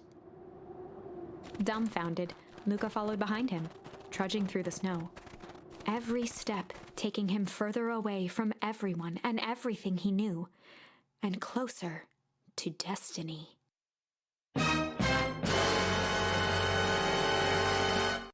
To be continued in Beacon Pines, Pines Harder. What the fuck?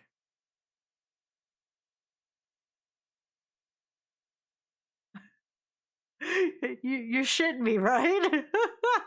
Thank you, Sonic Youth, for the stretch. I'll do that now.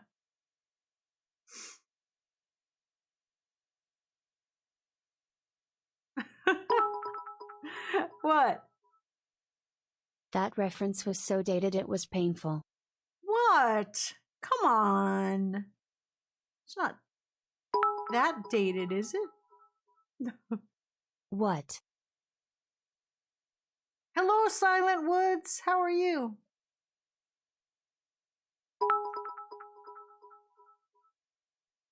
Hi everyone. Okay, bye. Okay, see ya. Revenge served cold. What? Second time's a charm? What? Why are those highlighted? Oh, remember the fucking light at the library. Remember with the book? We used the light. So it's 2 charm. Wait, that's it? This ends with a crummy cliffhanger just when it was getting good? No. I was even starting to like Iggy. No way. I refuse to be associated with some never-ending parade of sequels. Let's go back and find something more definitive. All right. Definitely then.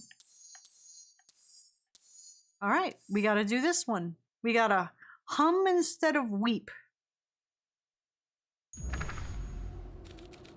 Amid a blur of emotions and memories, Luca's mind flooded with questions. The wind calmed, as if to give him the stage, and in the stillness he began to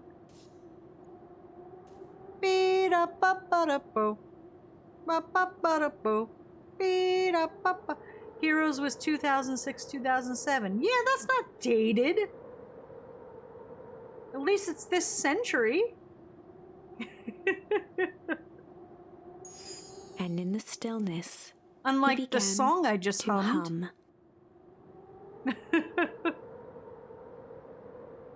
You missed Flurry? Furry? What? Oh, okay, you're not talking to me. I'm like, what?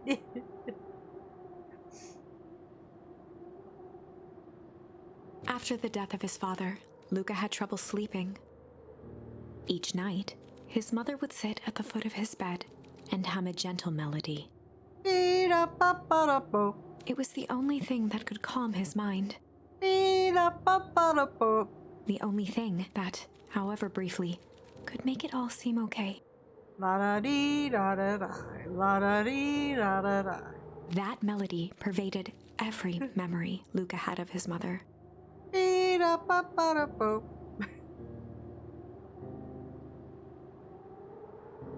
Shivering in the raw snow, he began to hum it out loud.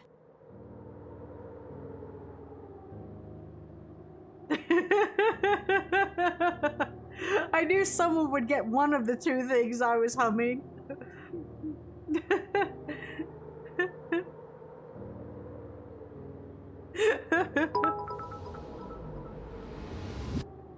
You're not the Scatman Dawn.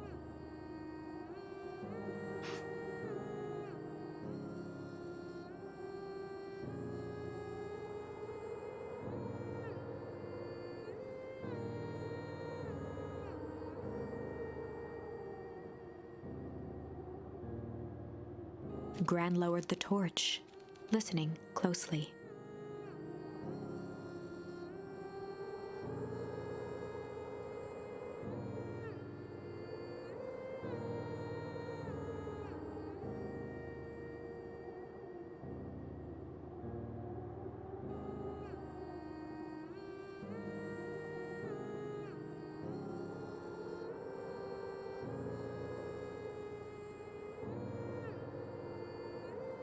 As recognition slowly set in, her heart sank.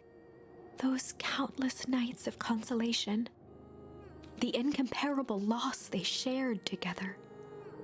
She let the torch fall to the snow and sizzle out. A few steps toward Luca was all she could bear before dropping to the snow herself. Through a flood of tears, she began to hum along, note for note. Beep-a-ba-ba-da-bo.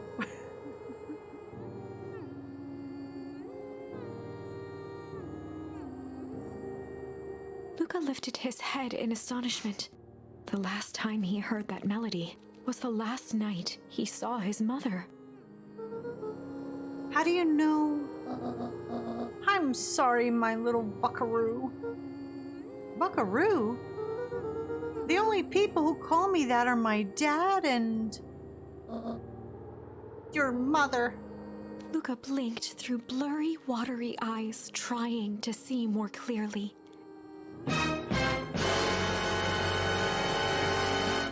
He could just make out the impression of a familiar face. What the fuck? He peered across the snowscape at the woman on her knees. Something about her was undeniably his mother.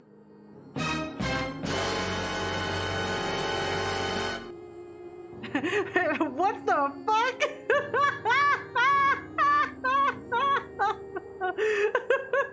And chat is losing it.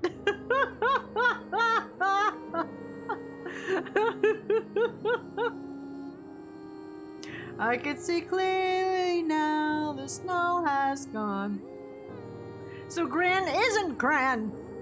Only smaller, older, changed. Mom? That's right, buckaroo. Mom! Luca sprinted as fast as he could toward his mother. They held each other close, and the cold retreated from their bodies.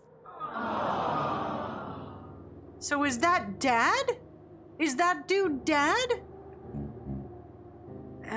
Eleanor? I thought you were gone? You should have known I would never abandon my son. Oh, okay, that's not his dad. Eleanor looked down at Luca, tightening her embrace in an appeal for forgiveness. I still call all the bullshit. Vanna says, oh, fuck the goop. Remember how it gave one person gray hair? So does the goop age you? I don't know. How? You're a smart man, Joseph. I thought you'd have pieced it together by now. You were exposed. Mom, I don't understand any of this. What happened to you?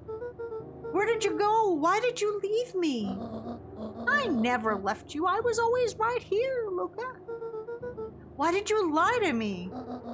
It tore me up, Luca, but I did it to keep you safe. I thought that getting answers would help us both move on. But the more I discovered, the more I realized the danger we were in. Until perennial harvest was stopped, it was better if everyone thought I was gone. You could have trusted me. Where did you go? Where did you come from, Cotton-eyed Gran? These are bad people, Luca. They won't stop until they get what they want. And they won't care who gets hurt in the process. Then what do we do? We have to stop them. Joseph slumped into the cold, wet snow. They can't be stopped. This is too big. I tried beating them at their own game. I'm done fighting fire with fire. For the first time in a long time, her voice felt like her own again. No more lies. I see now. There's a better way to stop perennial harvest. The cold, hard truth. Luca gazed down at Nuncreed with pity. He looked small. Joseph stared into the snow, as if searching it for answers. Come on, everyone. We've got a party to crash. That's really Mom. Don't!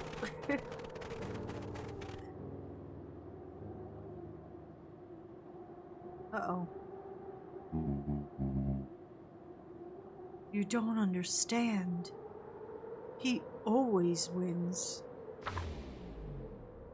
Chapter 9. The Devil You Know. 7 months ago. Eleanor Van Horn crept down the maze of sterile hallways under perennial harvest.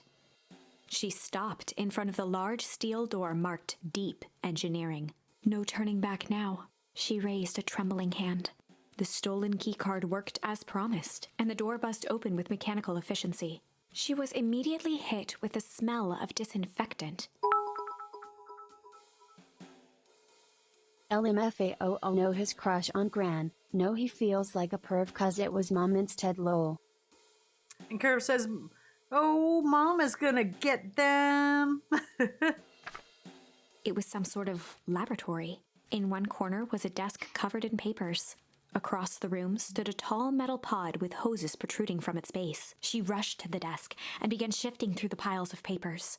They were experiment reports on something called Tempus liquamen. There were dozens of them, every one stamped failed. Eleanor heard the sharp echo of footsteps approaching. She was out of time. Her eyes scanned the room, eventually landing on the strange pod. Muttering a curse under her breath, she dashed over and dove inside. Oh.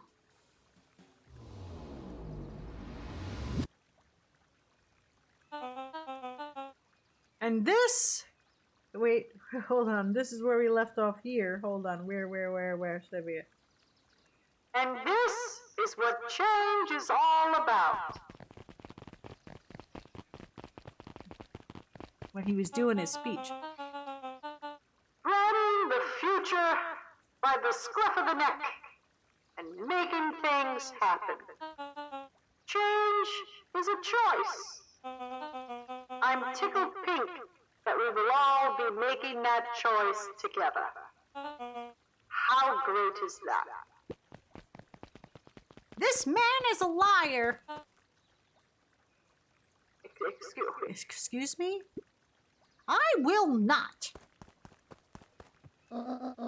This town has a dangerous secret and perennial harvest only exists to keep it hidden. Nonsense. They picked the whole damn town and moved it right under our noses. You aren't making any sense, dear. Mr. Kerr addressed the crowd with a sarcastic tone. Imagine such a thing. It's absurd. Just plain impossible. They promised they could fix the foul harvest. They told us they would clean this place up. We just had to leave town for a few days. But while they had us evacuated... Miss Harford, I'm afraid I'm going to have to ask you to... You're afraid of a lot of things, aren't you? You sniveling little worm. This is growing tiresome. A little help, please. Don't you all see? This festival is a sham. An excuse to have the whole town gather in one place. They're planning something awful. I don't know what, but these people are wicked. Don't listen to her. She has absolutely no proof. I am the proof. I'm Eleanor Van Horn. Whispers filtered through the crowd. Wait, where's my...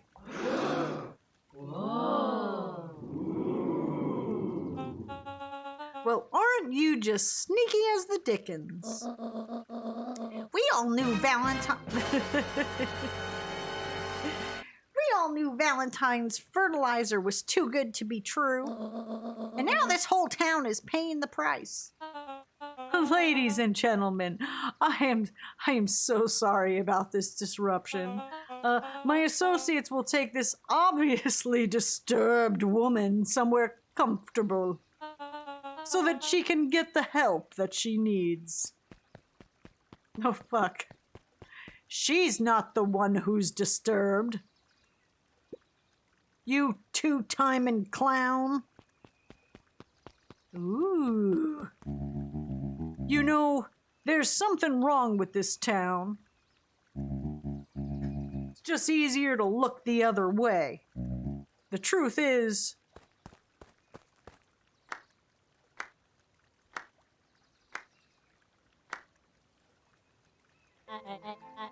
That's quite enough, Mr. Nuncreed. Torment dragged on Joseph Nuncreed's face. Huh? Yes, sir. And in comes David Draymond to save the city from the sickness. Take them away. No. I want them to see this.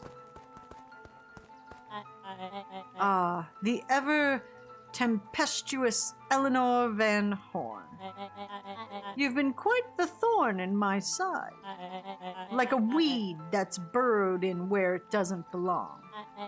I must confess, you look dreadful. He paused for a moment, plucking a piece of fuzz from his sweater and discarding it to the ground. Now WTFFF. Consider yourself in rare company. You've managed to pull one over on me. It won't happen again. I knew you had some sort of plan to disrupt our little party. But alas, I expected something a bit more impressive than incoherent rambling. No matter. Your failures are yours to bear. Mr. Kerr? Yes, sir. It's a shame it was cut short, but I thank you for that rousing oratory.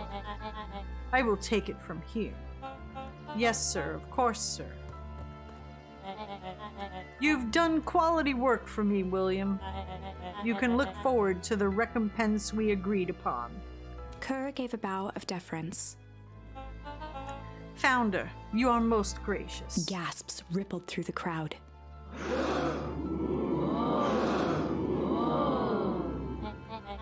Thankfully, we can dispense with the formalities from here on out. Solomon pulled a glass vial from his pocket.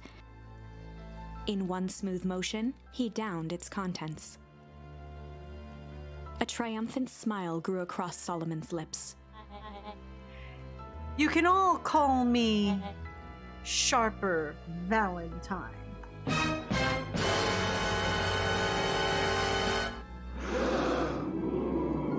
His body and face began to contort and expand as he disappeared into a belching green mist.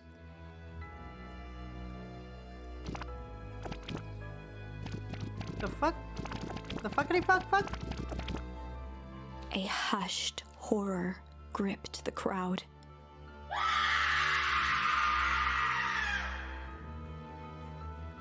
This is a story about change. Annoying Feather's like, what the fuck is this now? What the fuck is this?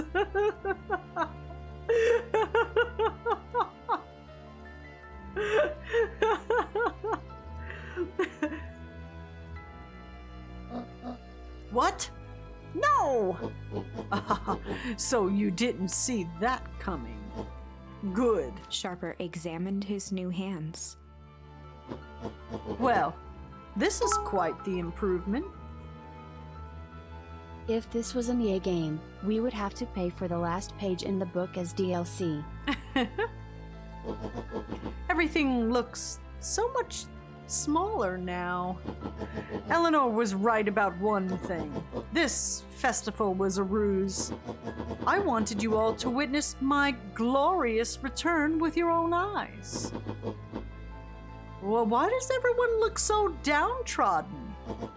This is a celebration, people! Well, maybe if it would help if we set the mood. Mr. Kerr, be a dear and reveal the sign.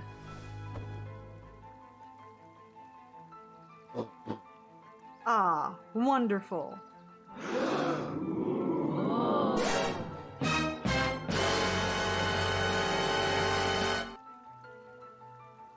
Sharper choked out a crude squawk of a laugh.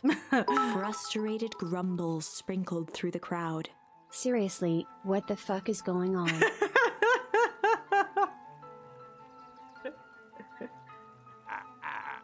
Sharper, you malicious bastard! Malice. I'm glad you're back so I can tell you to your face. You destroyed this town. We ain't gonna let you get away with it again. Sorry, this is not the time for audience participation. Some assistance, Mr. Kerr. William Kerr gave a subtle nod to the clipboards. You coward! Does anyone else have something to contribute? A helpless quiet settled over the crowd. I thought so. Did you all truly believe you could be free of me? Hello, Emma Pond. How are you? A town of complete and utter fools? You people should be celebrating my return.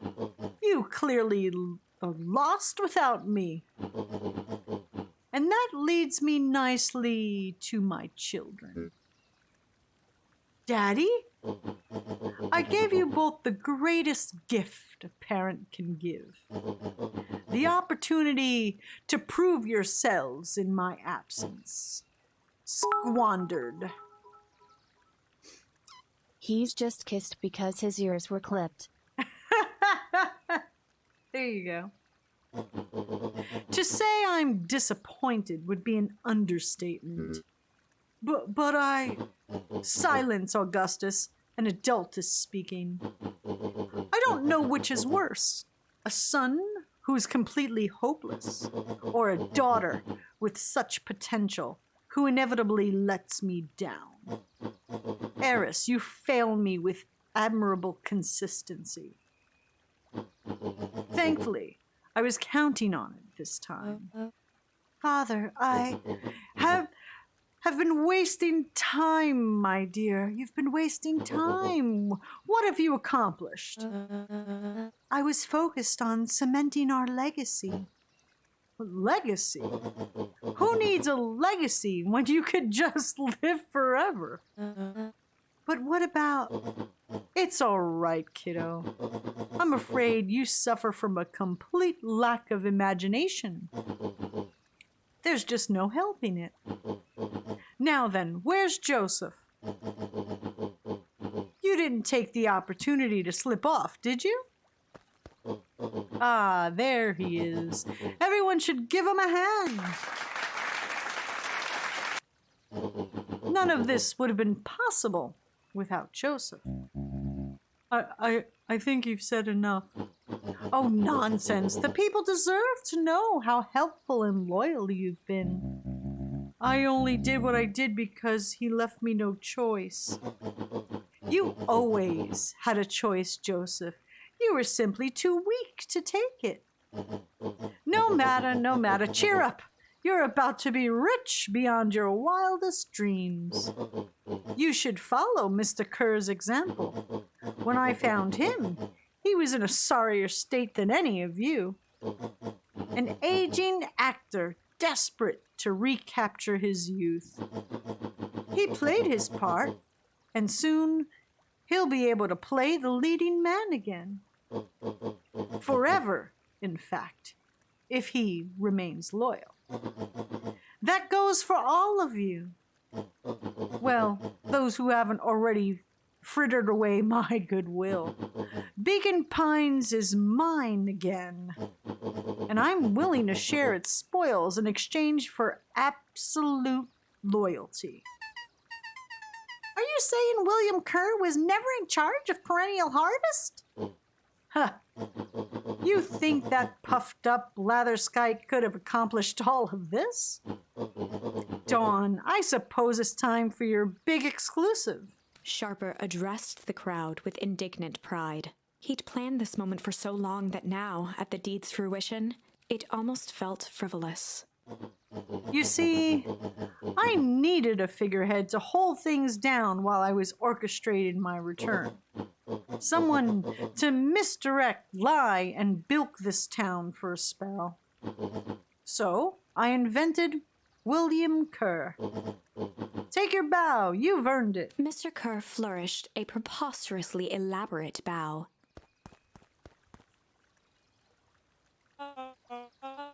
Patrick C. Montesquieu, thespian extraordinaire, at your service.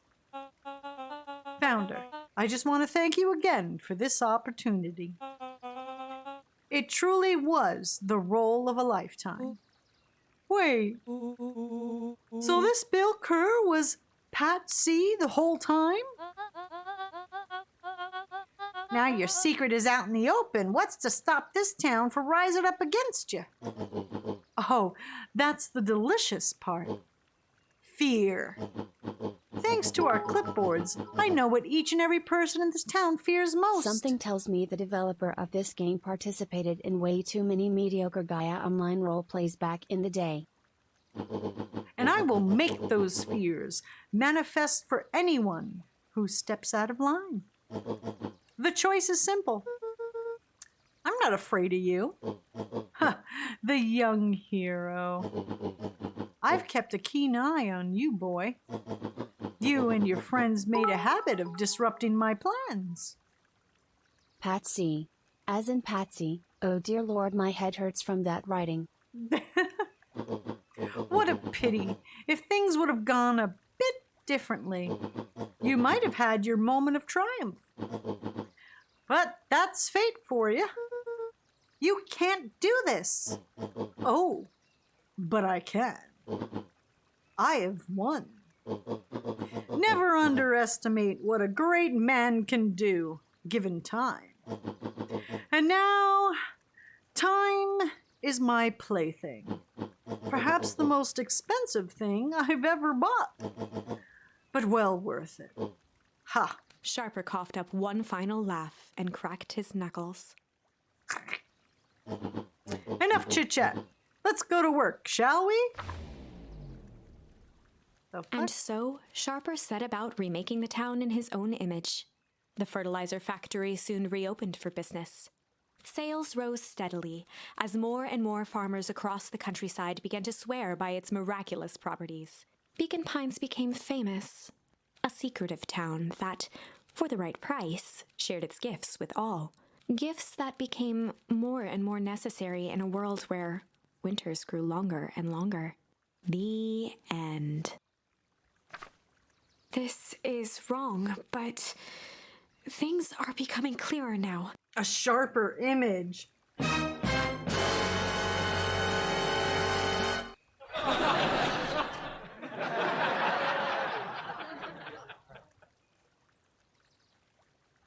You can feel it, right?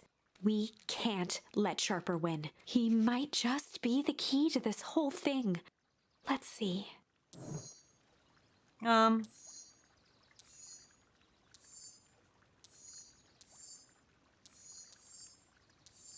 Oh, that one we can do malice. We did that. Okay, we got it. That's the only thing we have.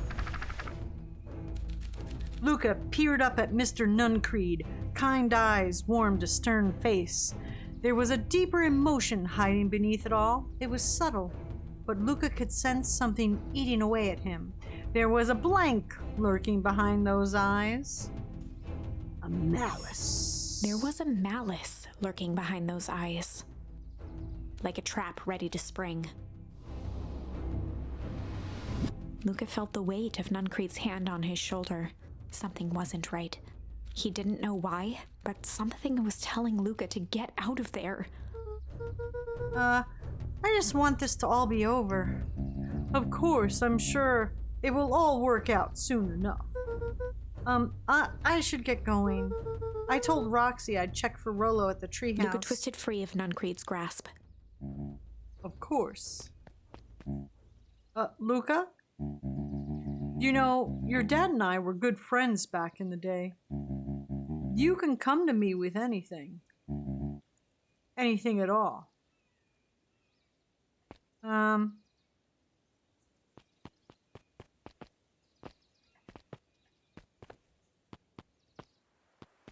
No, hey.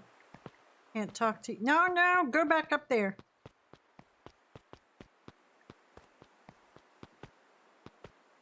Mm-hmm.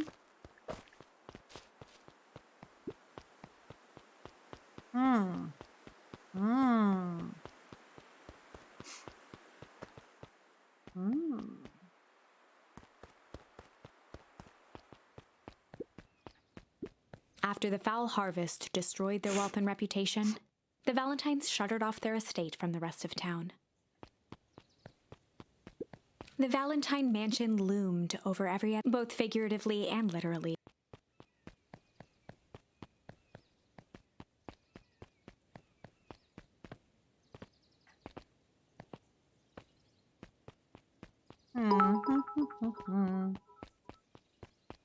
This is the game that never ends, and it goes on and on, my friends.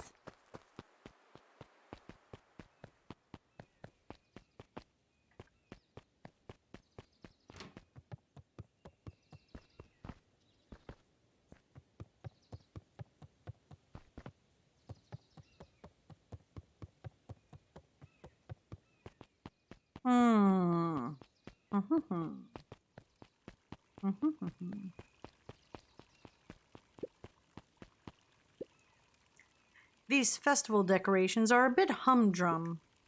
Now, if I were to throw a festival, it would be a thing to behold. I agree, this is all more than a little sad. It's worse than sad. It's boring. What if we did a little something to spice things up? I'm listening. You know that festival sign waiting to be unveiled? It would be a shame if someone... The two scurried off, eagerly formulating a plan.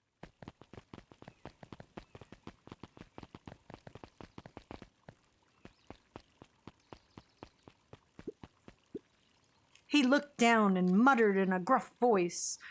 Mama always told me my problems would look smaller once I grew up, but my problems always seemed to grow right along with me. Heavens, I sense big trouble ahead.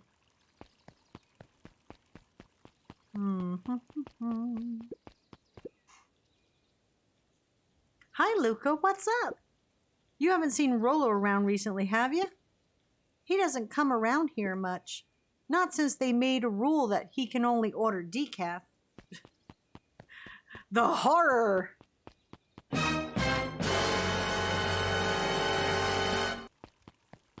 me just make sure there's nothing extra this way. Wake myself up. Hey, Dawn. Is it true about Rollo? Yeah, he didn't come home last night. I wonder if it's connected. Connected to what? I was checking in on reports about increased activity around town. What sort of activity? Windowless trucks, mechanical noises, strange lights. Your typical shady shit. Who would be doing all that and why? Well, I have a few leads. The Valentine family is always suspicious. Perennial Harvest certainly has the resources. Do you have any idea where Rollo could be? The best place to start looking is where the trail went cold. Where did you see him last? We were in Weep Wood, right by Valentine's fertilizer. I'll check out Weep Wood when my shift ends. I do my best work at night.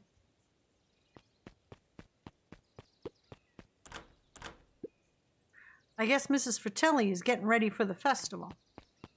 Okay. Okay. Uh-oh. Identify yourself, please. Nellie Modwell. I work here now. I am unable to locate you on our staff roll. Oh, I don't officially start until tomorrow. Mr. Kerr said I could come in early tonight to get a few things done. Hold, please. Clearance authorized. Thank you. Our harvest awaits. Whoa! You could get a wrench to the noggin sneaking up on a guy like that. Don't scare a man while he's drunken, Sonny. Evening, Jeff. Isn't it kind of late to be junkin'? Oh, I might as well ask the same of you. Find anything good? Ever since Perennial Harvest moving, even the junk is trash. You can learn a lot about a person looking at what they throw away. With this bunch, it's all shredded paper and coffee cups. Well, I'd better get going. I didn't see nothing if you didn't see nothing. See what? Exactly. This pig has just never been a thing.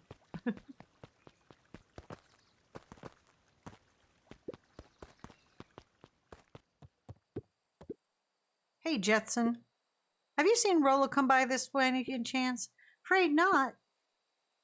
As elusive as the fish is here, pun. Okay. Let me just see if there's anything we didn't use in our freaking tackle box yet. Oh, we didn't use crooked. Luca tied a bent nail onto the line. If all you have is a hammer...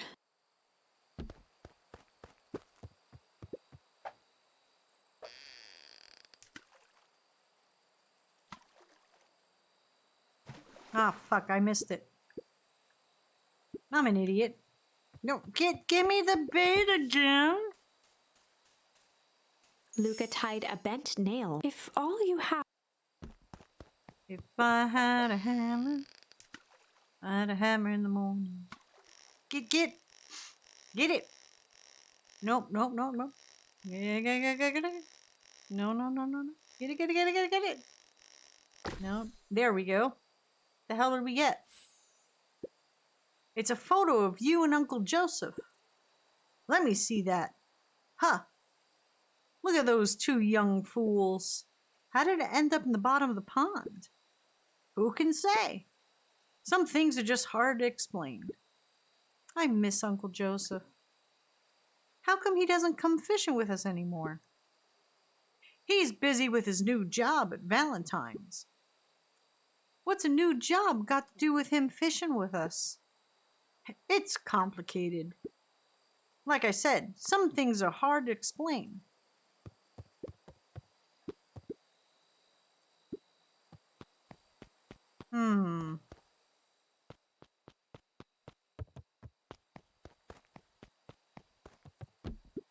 Rollo? He aired a long holler into the woods. Rollo!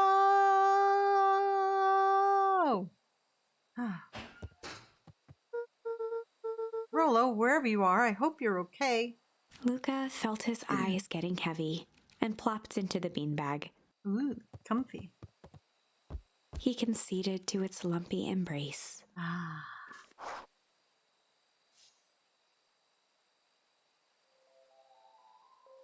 Once again, Luca found himself in a vast black expanse. It's dream time, chat! This time, he knew exactly where to go. He took a single confident step forward. The world flickered and pulsed. He found himself standing in front of the frigid air of a blazing campfire. The source. He plopped down cross-legged and gazed into the cold flame, waiting. Soon enough, the fire began to die out, popping sporadically, until all that was left was a single ember. Luca stood up and dusted himself off. He plucked the glowing ember from the cold ash, examined it, and slid it into his pocket. What? A keepsake. The voice of his father spoke behind him. You made me proud, Buckaroo. Luca turned to face him. Dad, what is this place? A warm grin grew across his father's face. A place where everything that has been and everything that could be all wait together. Luca found himself staring at his father's face, trying as hard as he could to memorize every single detail. Wait? For what? Another voice spoke out as Luca's doppelganger stepped forward. That's up to you. Without knowing why, Luca began to weep. Is any of this real? Are you real? I'm so fucking confused. Please tell me, are you real? Luca's father bent down to smudge away a tear. Of course. I'm as real as the part of you that misses me. Luca turned to look at the older version of himself. And you? The doppelganger choked back tears. I'm as real as the part of you that's angry he's gone. Does that make sense? Through his tears, Luca laughed. I think so. Luca, stop doing drugs. Drugs are bad, okay? His father pulled him in for an embrace. Time to go, Buckaroo. Luca was startled from his dream by a banging on the floor. Are you in A there? commanding voice rumbled from below. Just as Luca sprang to lock the entry hatch, the door knocked open. Chapter 5. And that's where we'll leave it.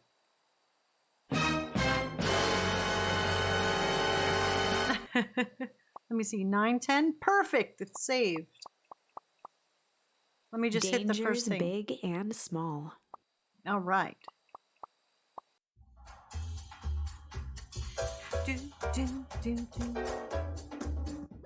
All right. Boopity boo, boop boop. I'm so confused now, chat. I guess we're gonna have to wait till Friday to find out what the hell's going on.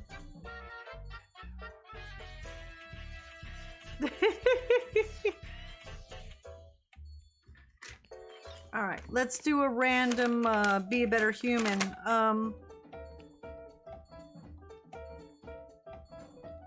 Offer praise for job well done. You guys did good today, Bean Chat.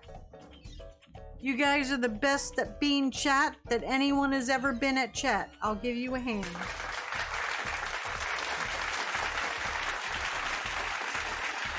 You guys chat real well. You chatting chatters.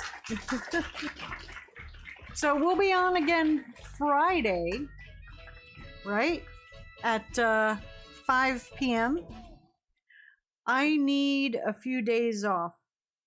It's been super stressful and I have like laundry piling up and I need to do chores. Unfortunately. But you guys have John tomorrow at 1 o'clock, so you can hang out there. In the meantime,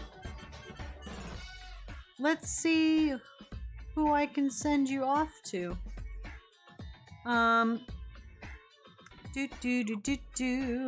There's Timmy the Termite is doing the software butt thing again. Cameron the Corgi is doing Minecraft. Let's see. Let me scroll up. Let's see. Pumpkin Potion is playing Deltarune. Isn't that similar to the fuck is that other game? Oh my gosh, Undertale. That's what I'm thinking of. I got like halfway through Undertale, and for some reason I got distracted by something came out, and I never went back to it.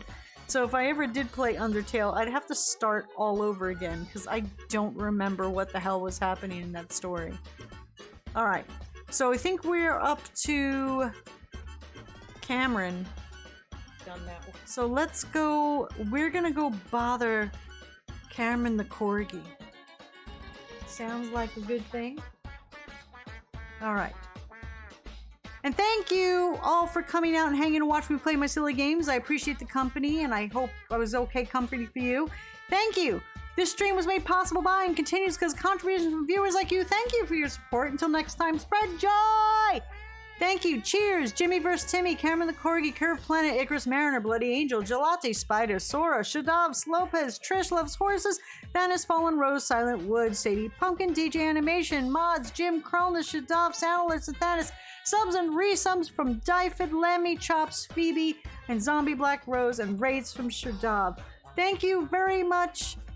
Y'all are the best. I appreciate it. Have a great rest of your week, and I will see you Friday, when hopefully we'll find out what the fuck is going on with this game. Have a great night. See you later!